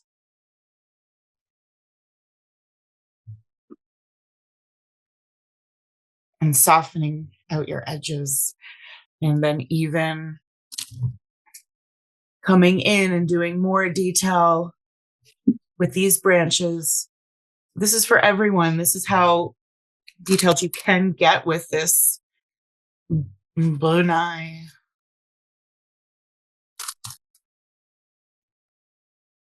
You don't have to. This is like almost like it makes sense because the tree is brown anyway. Oops. Can't angle that any better. I'm sorry.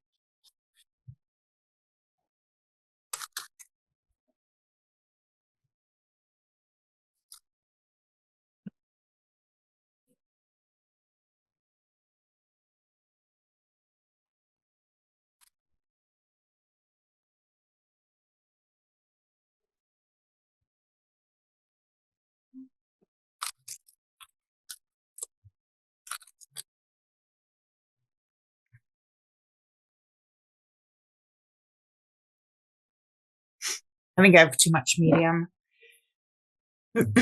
Obviously, more medium or more solvent, more transparent it will be. So if you're looking for coverage, you have to find a happy medium. A happy medium. Mhm. We could bottle and sell that. Happy medium. All right, so I'm just adding more. This is, I think my paint's also really old that I'm using, so sort of like needing a little bit more TLC. This is terrible, by the way that I've treated my brush. It's absolutely awful. You're not supposed to mix with your brush. What I should do is, and this is just talking about studio practices, clean off my palette knife and use the palette knife to mix the medium in to the paint. Because I do love my brushes. I respect them. I just got to show it now. So you shouldn't mix with brushes at all, huh? No, it depends on, I was, being really rough there, and that's just like not fair to the brush.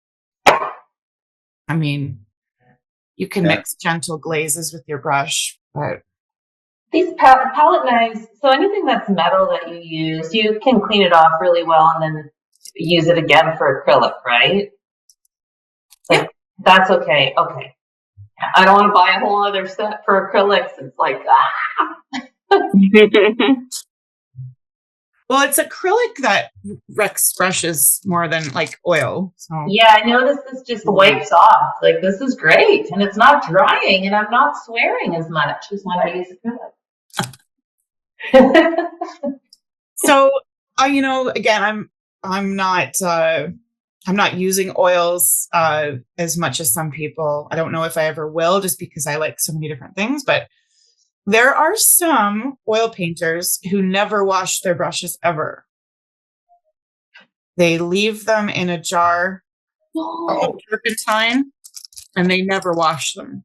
But isn't that combustible? Isn't that really dangerous? Like, you have to, yes. Right? Because it can self-combust, right? Yeah. I'm just saying, people do it. Yeah. I have had a chemical fire, by the way. I was pretty young. I was maybe 20. And I was putting my rags in a bag. And I was painting on the floor. And I was not using solvents that I remember, but just the linseed oil. No, it must have been that I was using both. And so it smells awful. It's terrible. It is absolutely toxic and scary. So I had on the very last paragraph of that printout, Jane and I had talked about this last week, to just let your rags dry, just hang them somewhere, let them dry, put them in a drawer even, or under the sink and let them dry. It's the safest thing instead of throwing them out. Like you can throw them out when it's dry, but if there's still paint, I wouldn't suggest it. But what about everything? Like everything else is like your painting and like that can just be in your space and dry, right? Like, yeah. Well, I mean, you have a gesso layer there, so I don't think that a piece of paper would combust, but Yeah. But I mean, chemically, if you were painting oil on raw canvas, that's where something is going to go wrong. Mm-hmm. I don't really know the extent of it. Shar, can I check in? Yeah. All right.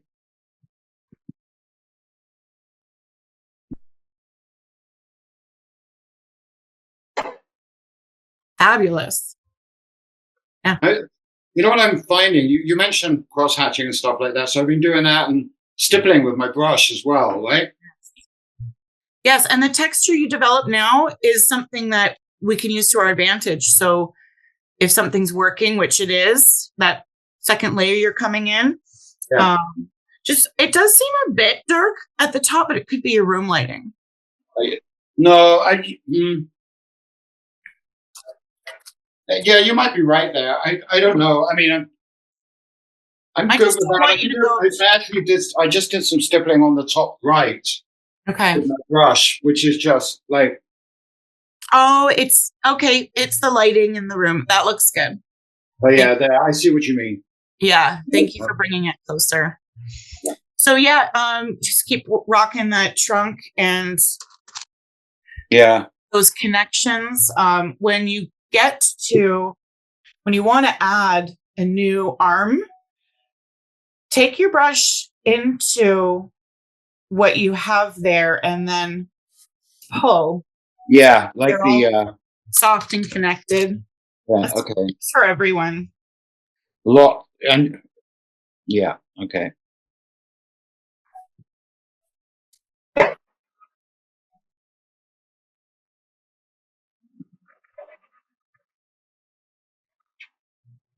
Then a brush there you're using, right? What is that? Is that a flat brush or a?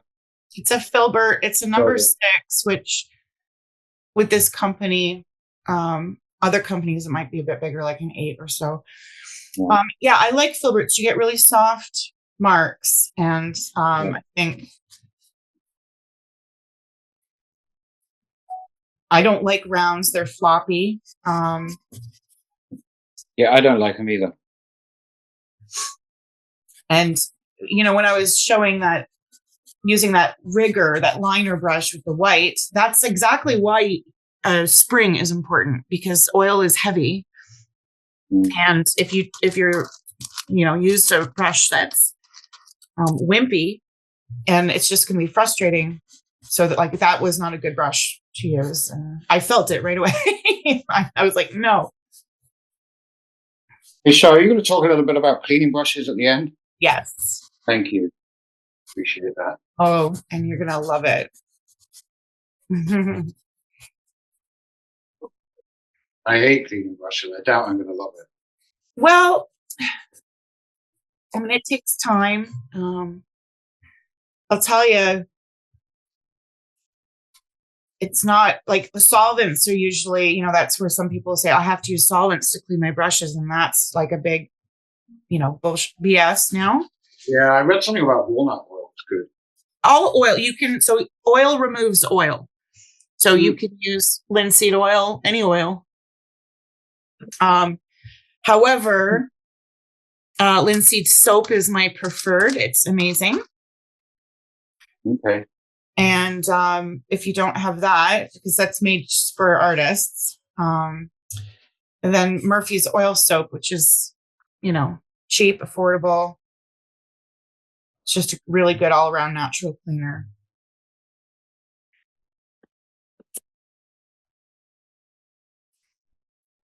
The linseed soap is amazing. Yeah, it's so worth getting. It's not that cheap. I think at least myself, I've always been like, oh, when I first have to get a jar, but it goes a long way. And it gets paint out of clothes. It's very efficient. Wait, what does? Linseed soap. Oh, okay. I'll show here. Okay. Does it get acrylic paint out of clothes? Yeah. Yeah. Oh, I have so many different painting clothes now because. Yeah, I love Triard's linseed soap. I just put my acrylic brushes in there and leave them. They cleans everything. Well, that's the thing. So let's say acrylic or whatever, acrylic or oil. Let's say you forget about a brush and it's now hard as a rock. You take the linseed soap, which is pretty thick, when it's cool. When it's warm, it liquefies, just like coconut oil. And so you just coat it, like I dip it in, just like Irene said, or I'll leave it in the jar for like a week. And then it will save it. You will get your brush back. It may not be the way it was, but yeah, it's amazing. And dried acrylic out of clothes. And then here's another thing. You don't have to wash your brushes right away. Like I wouldn't say, leave them for a week. But when Irene and I were out of town and I was using a bit of oil, I had used like 2 brushes and I unpacked and I sort of set those aside in the bathroom it was definitely a couple days. And then I came, I was like, oh, I better do those now. You can't completely ignore them, but it was really nice, just like watercolor, where you don't have to stress out too much.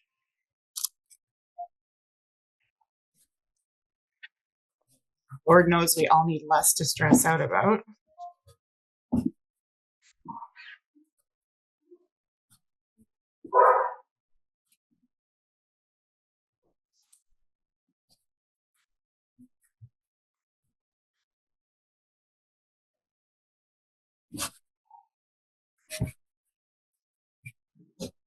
So there's another land behind the trees too, right?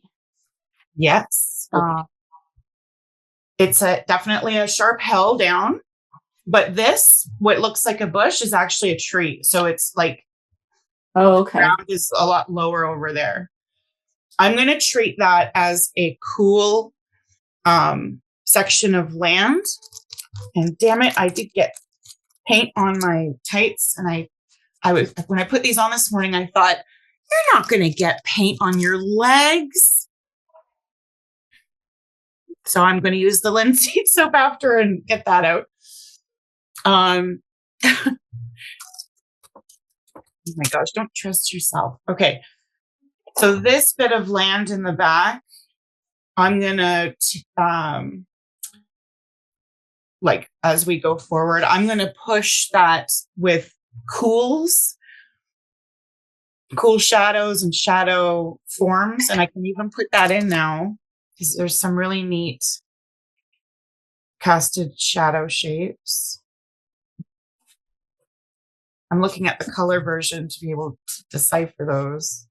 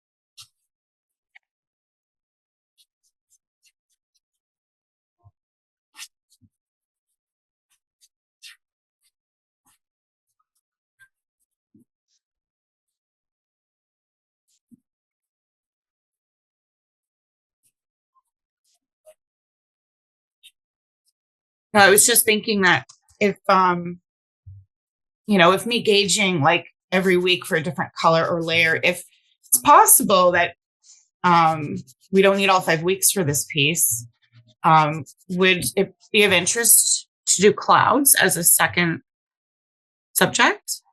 Yeah, Oh yeah. absolutely. Cool. Yes, for me too. Great. Yeah, when that came out of my mouth, like, about the brushes, and I was like, clouds, I just immediately was like, oh, that's a good one. Because, seriously, this is the medium for clouds. Sorry, watercolor is acrylic. Yeah, it's definitely oil. Oil's the boss.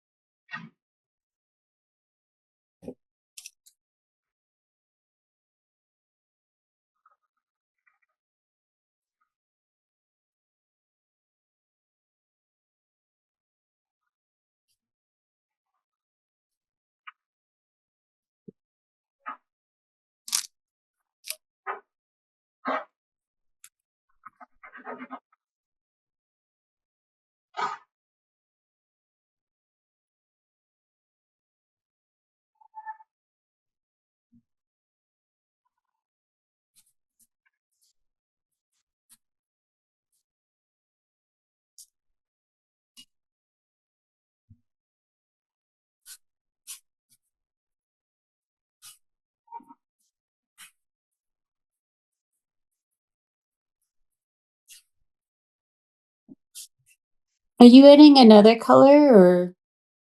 Just white. And so again, this is just coming to me as we're painting. One of the things that is frustrating, I think, about oils is like where I want bright white, I can't have that yet. I will have to wait for this layer to dry and then bring white in, because right now it's just mixing. So I'm getting like a really light value, but it's not. Oh, okay. Right. That's interesting. So I've got a friend who paints in oils and says, just watch it when you're glazing, layering like this, Yeah. because that mixing in can create kind of a muddiness. Like I'm not saying do you know what I'm saying? Yeah. And that's why I was saying, let's not go too dark too quick, because so next week, if we bring in yellow and we put in the warmth, and then the week after we bring in blues, the greens are going to be like bam. Yeah. Because you're optically layering like with the glazes. So if something's too dark, you're not going to see the color. Right. And so that's why I'm like, oh, you know what? I really do have to lighten up some of these areas. But okay, the white's not covering. And that's okay. I feel like I can't pull it back anymore. So I'm going to more than likely be coming in sometime on Monday next week and just putting in a little bit of some brighter whites and the biggest highlights. Right. That's what I'm finding with this oil paper I'm using. Like it's really hard to pull back. Right. Okay. I'm painting with medium here. Gotcha. Like, is it a similar texture to canvas? Yeah, it's very smooth though. Like it's very smooth. Uh, So it's slippery. yeah. Okay.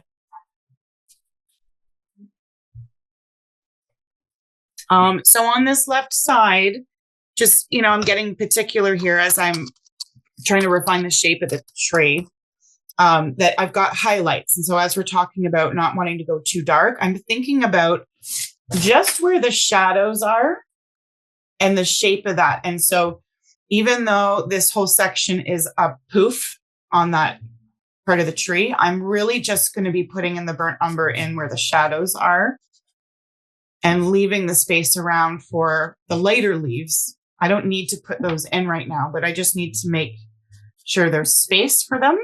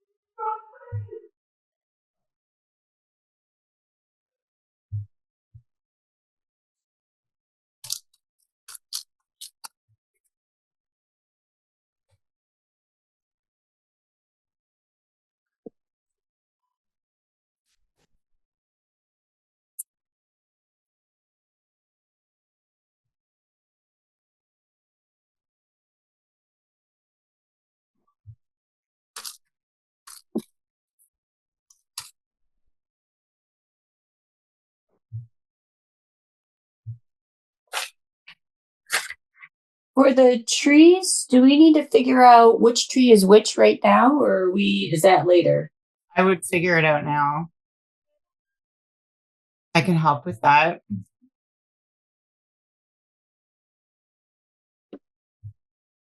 Is it the cluster on the right? Yeah, I think I have some figured out, but I just wanted to make sure that I should go ahead and start. So I would bring in the white. Yeah, and it does not have to be exactly like a photo, like at all. You can create as you go of like, okay, this looks good enough.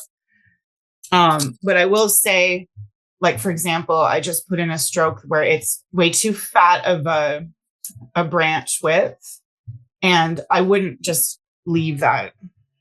Okay. Like the more care you put into this stage, the happier you will be. For sure.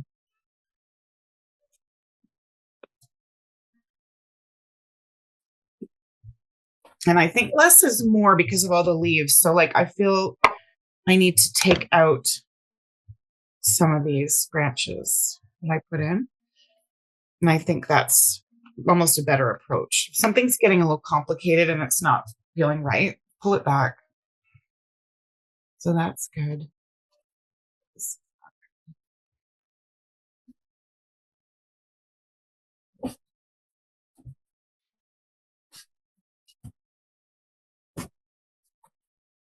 Yeah, that feels good.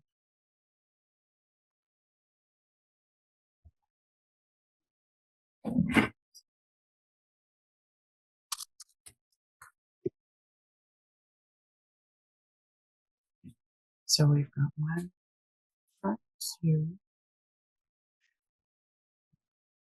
And this is all stuff from in behind. So we'll do that later.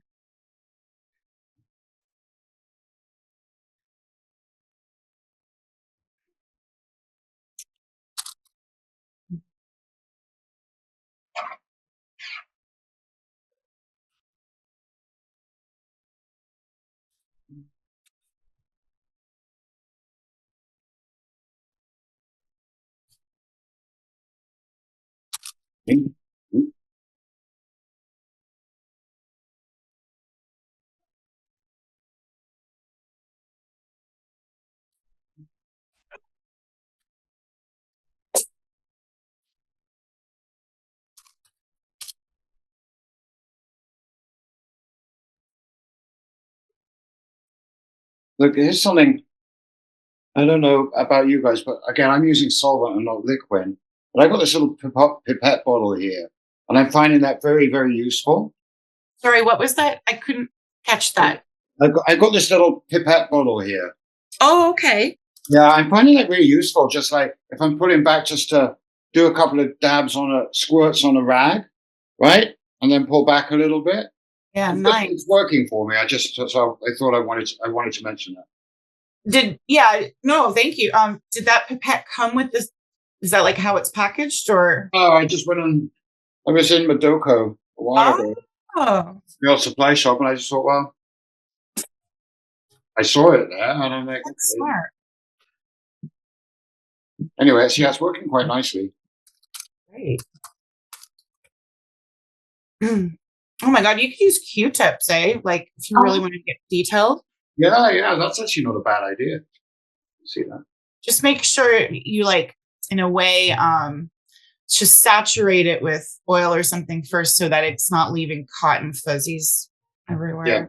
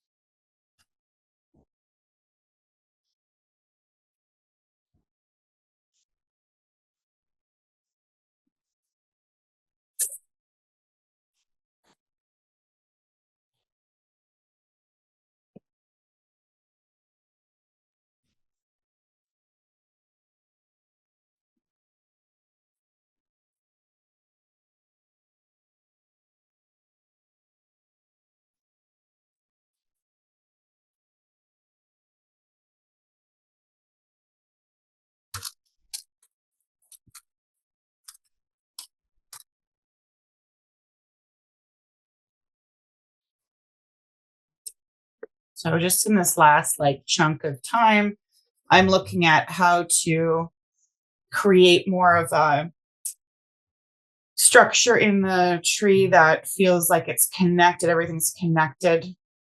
So I'm happy with my white outs, but I'm now looking at the space between the branches, and that it's better at this stage to have some patterning going through, because you can always refine the shape of the tree later.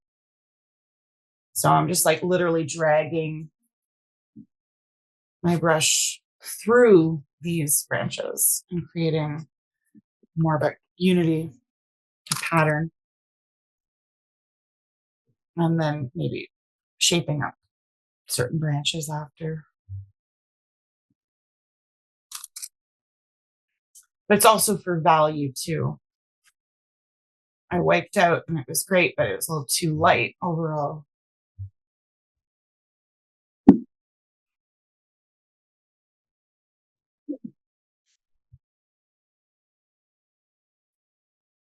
In later layers, can you fix things? Absolutely. Yeah. This seems to be a lot more forgiving than acrylic. And so as you were saying, Yes, for sure. You can change it 100 times. Right. Obviously, the thinner, the better. This process was used, glazing was definitely used mostly for portraiture. Right. So lots of layers, lots of thin layers. But yeah, so like painting thickly a la prima, that's usually like on plein air, or like you're trying to get the final result immediately. Whereas this is thinking ahead and being patient, knowing that you have to wait for the illusion to build up. Which is, I think, why I sort of stopped painting like glazing. I ended up glazing a lot with acrylics, but at that time I was learning, I really loved plein air, and you wouldn't do this on plein air. you would be scooping your paint with your brush.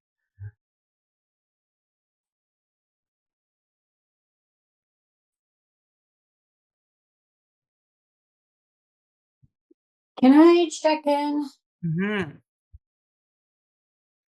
So I haven't started figuring out the trees yet, but I'm not sure what to do in here. Oh, well, it's great. You can leave that. I Okay. see something. I see the illusion. So Okay. it's workable later with color. That's the one thing just to remember, Stacey, is like, you can make it look like what something different with color just by adding, this being a little bit of blue or this being a little bit muted green or whatnot. Okay. So yeah, I think just sort of your trees. I really Okay. also love the ragged texture in the foreground. That's the kind of implied texture that, I think really is so beautiful. Just all these scuffs and Right. it looks interesting. So Okay. yeah, it's awesome. Anyone want to check tree structure? Okay.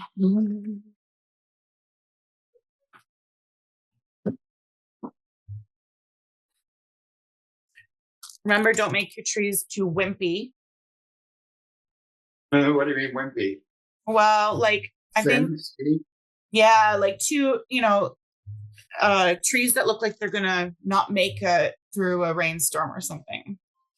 Okay, let's just add a little bit of Just especially on the bottom, like a little bit of oomph. I can't remember who I was talking to recently, but I pulled out this like painting I did of these palm trees, and I remember I was live painting, and I remember people that were guests saying, "Oh, is she gonna leave them like that? They don't look like they're gonna make it." They were so skinny.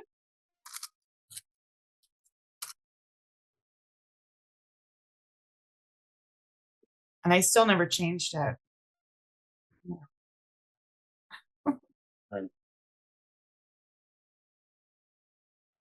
Well, Shar, I might have come to a conclusion about oil paint. Both my dog and I are sneezing. Really? Really. The dog is under my table, and she started sneezing. So my husband took her outside, but I'm sneezing now too. So we'll see. Anyway, I thought I'd share that. Do you think it's the paint? No, I don't. I think it's probably the alkyd medium. Yeah. Okay, I remember I couldn't open that when we were away. And but Richard got it open today, but I ended up using this, the oil painting medium 2. I don't know where you are there. Oh, there. Okay, so Yeah. I don't have that. Can you see on the back, does it say contains Shit. like petroleum distillates Oh God, the top. and benzene? Does it say anything? Okay, it says,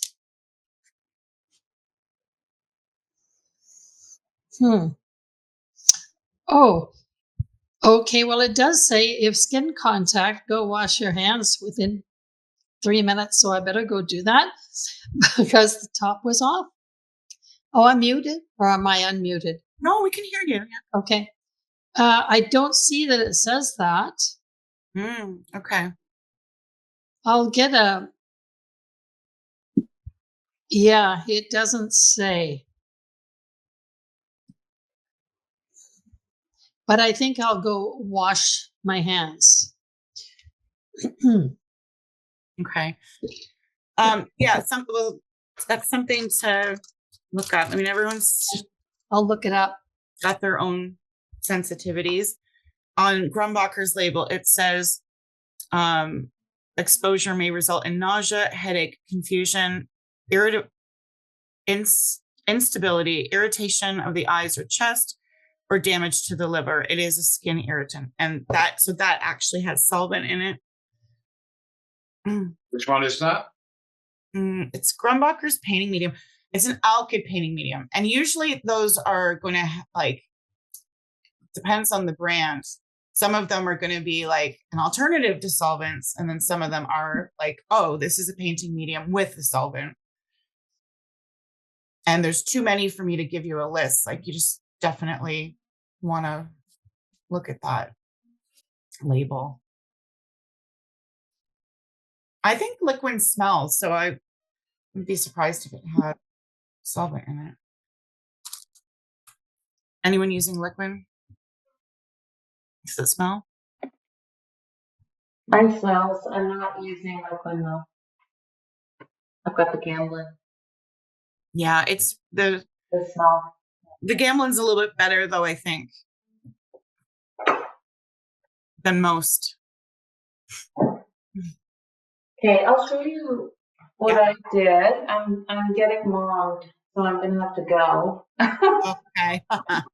But I don't know. They are kind of skinny, the trees. Great value. Just excellent.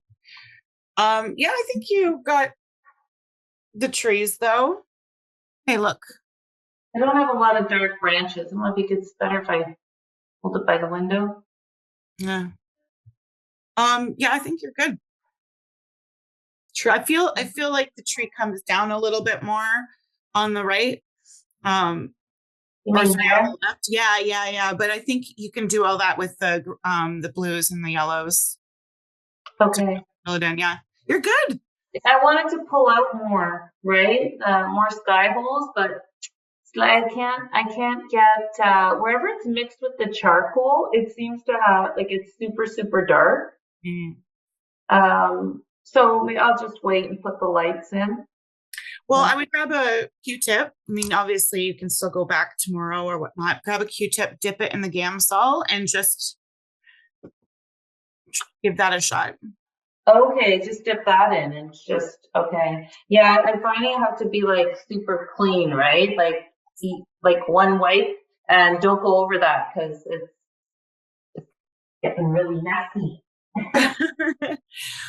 So for what it's worth, I did want to start with charcoal for lots of reasons. It is traditional. It can help with adding, darker pigment to the burnt umber for darker areas. But you can use anything to sketch in. You could use a graphite pencil. You could use a pastel pencil.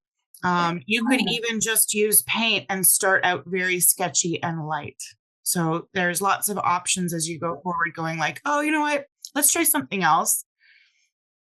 So you're either using it to mix in intentionally, or you can even say you sketched it out And I actually want to try this process more in my own work.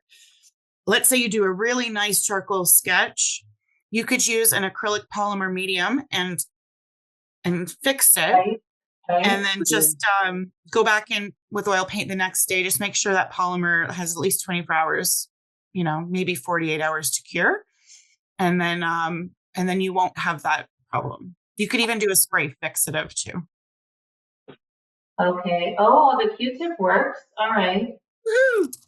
Yeah. No, it doesn't give me like a zero value, but I can pull out more. But then I guess all these Q-tips, like they can't go in the garbage. They've got to go in Yeah. your bag with your. Yeah. Okay, and then you said the brushes you just clean with walnut oil, right?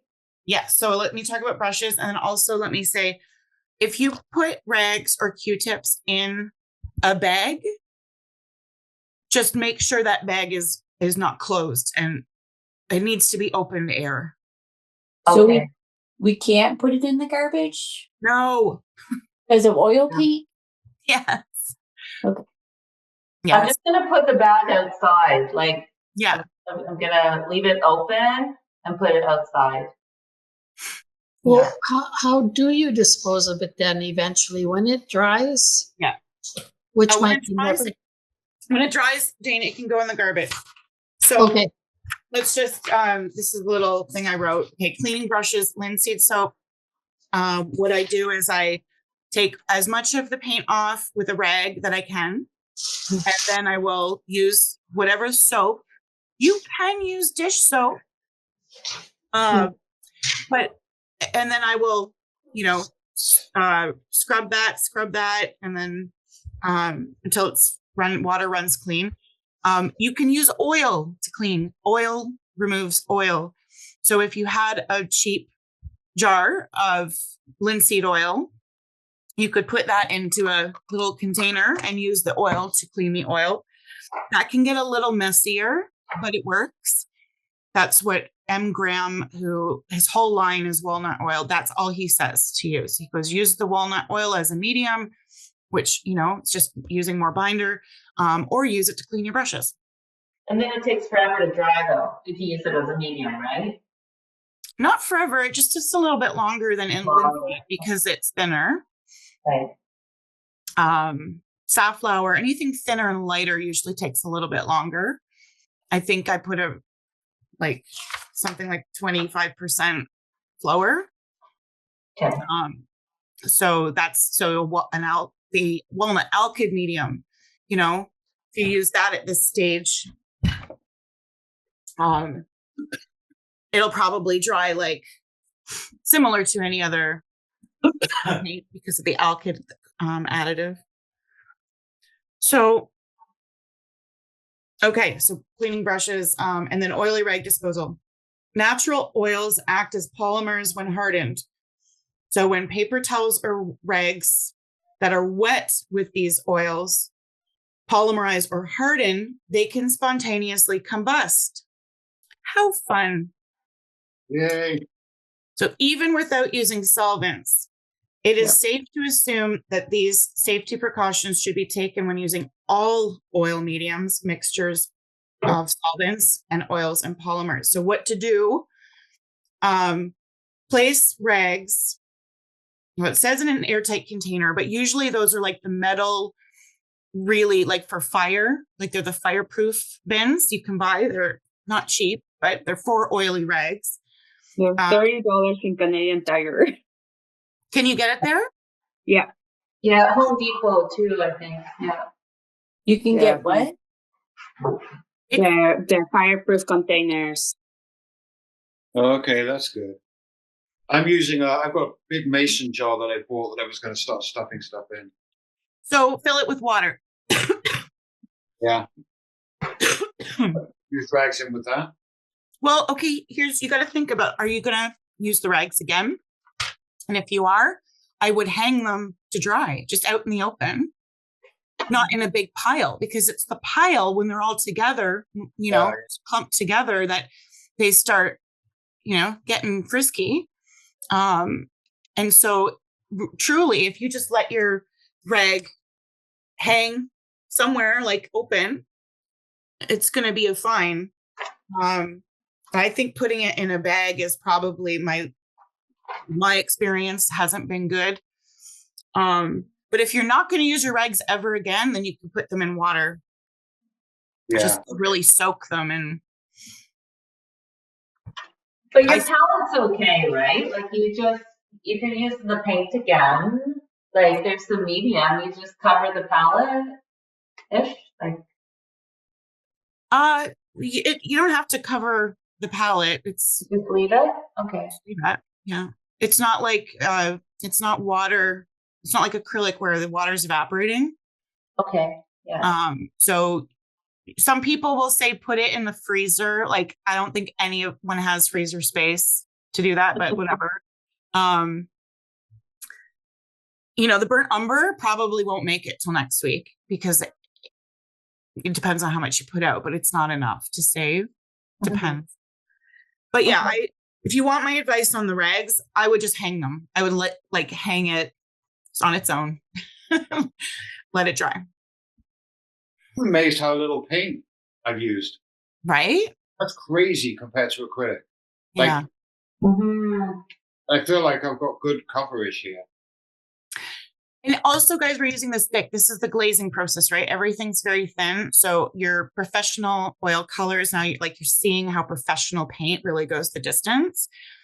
But if you ever use your paints in an alla prima or impasto situation, you'll go back to going, holy moly, I'm using a lot of paint. Yeah. Can I check in quickly, Shar? Yeah. I tried to get some detail in. I didn't really use any too small brushes, but I like the branches in the foreground. yeah, I tried to use as much negative space as I could. Yeah.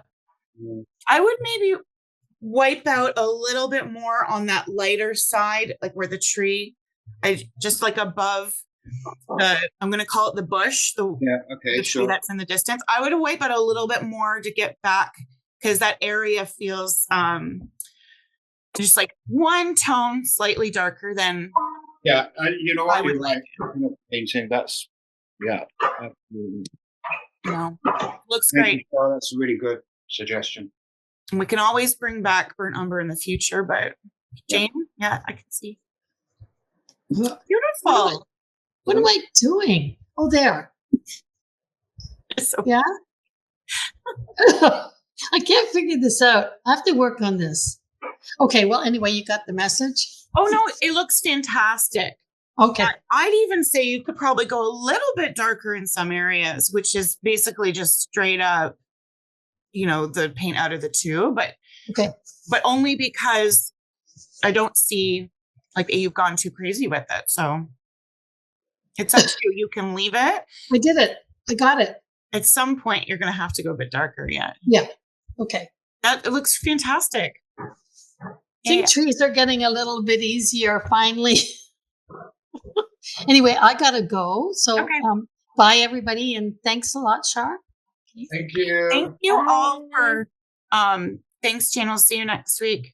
Thank you for understanding, giving me space to even just bring this back into my life. Honestly, it feels really good. I'm thrilled.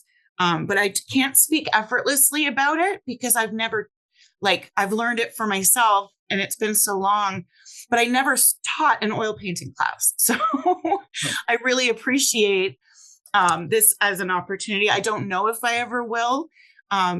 Just again, as some of the notes that I put there, I did also, I think, do a little, or maybe I don't know if I did, thing about alla prima. Yeah, I did. And I have notes for maybe a future session with people who are cool in my circle, and I won't promote it so much. But one of my alternative favorite techniques is painting quickly. Some of the best work I've ever done was timed. It was, again, a Doug Purdon class. I have a handout that I found. And the painting that I did in that class sold in minutes because someone walked by and was like, wow, is that available? And it was in the classroom situation, right? So it felt good that somebody appreciated it, but I have to say that spontaneousness, getting used to how much paint you need to paint quickly, to let it slick and ice the canvas, ice the surface, is a completely different approach that might be of interest for the future. It's something I also really enjoyed, especially if you like plein air. Yeah. So thank you for this. This is amazing. Yay. You guys are fantastic. You're very welcome.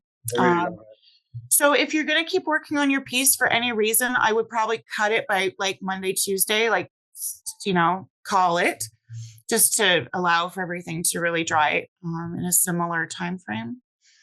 And next week, we'll talk as a group about which colors to go in with next and where and why. Okay.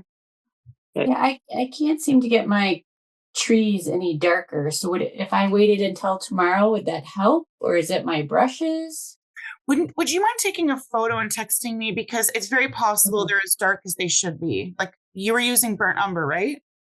Yes. Yeah. So I think if you saw mine, I'll take a picture. I will send it to you guys. It's not as dark as you think. Okay. It's the lighting in the room. And this is, one of the cons of Zoom. It's truly, see if I can. I think this is going to make it look darker, actually. See why it looks dark is that's the oil. Okay. That's, it's shiny, right? You see how shiny that is? Okay. So it's actually, I'm going to go freehand here because this arm is driving me bananas.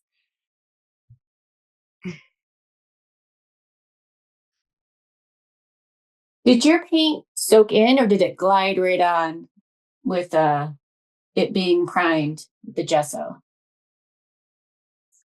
I mean, both. Okay. It's very matte where I've used a rag, like it's because I've kind of really wiped it on and off.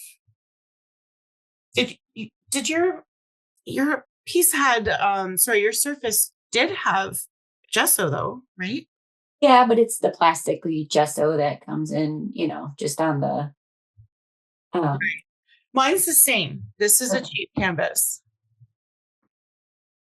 100% cheap. There's still levels of cheap though. Right. Okay. Don't hesitate to text if you want to send a photo of where, just to even ask, can I stop now or would you do more detail? I think that's a personal thing, but for those who love detail, this is a great time to do it. Brenda, yeah, you want to hold up? To comment? Tree. Okay. The tree extensions of like all around are so gorgeous. I feel the tree on the that's closest to the middle, so it'll be the tree that is on the left of the cluster, doesn't feel right. It's not wide enough and feeling connected to the earth enough. Okay. And Okay. and then there's a little bit. Just give me 1 second. There's a hard edge, and this is getting particular, Brenda, but That's okay. you'll appreciate it. There's a hard edge of white on the very left, and then we're talking that's the sun ray that's coming right on the ground. Yeah. On the ground. It's a really hard edge at the very top, like that you painted, you left it hard. I would just wipe that out, soften it out on the very left side. The other left. When I'm looking at it, it's my left. I'm going to point to. I just whited it all on. I'm going to point to mine to show you where. Okay. Okay. This spot. Oh, over there. You know what I was trying to do was show the white. Well, when you look at this, Yeah. you can, there's dark and there's white. So that's what I was fooling around with. So I will take that out. You see, The value is great, Brenda. It's just that it's such a hard edge, okay. and it doesn't feel. It doesn't feel like, in my opinion, it's going to give you the right shapes that you need going forward. Okay. I think it's better that it all feels a little foggy. Okay. Yeah. Just to end this off for everyone, oil paint, even in a slightly thicker ridge, like when you put down a stroke and you've got a little thick ridge, that's going to take longer to dry. So I think this first stage is like so important to be really, really thin. And then in the very last detail, like layers, we can talk about actually adding thicker paint to create like a 3D physical depth, which is a really cool thing with oils. But yeah, as soft as possible to finish this stage. Okay. And I'll see you guys next week. Okay. Thank you, Yay. Sharlena. Bye.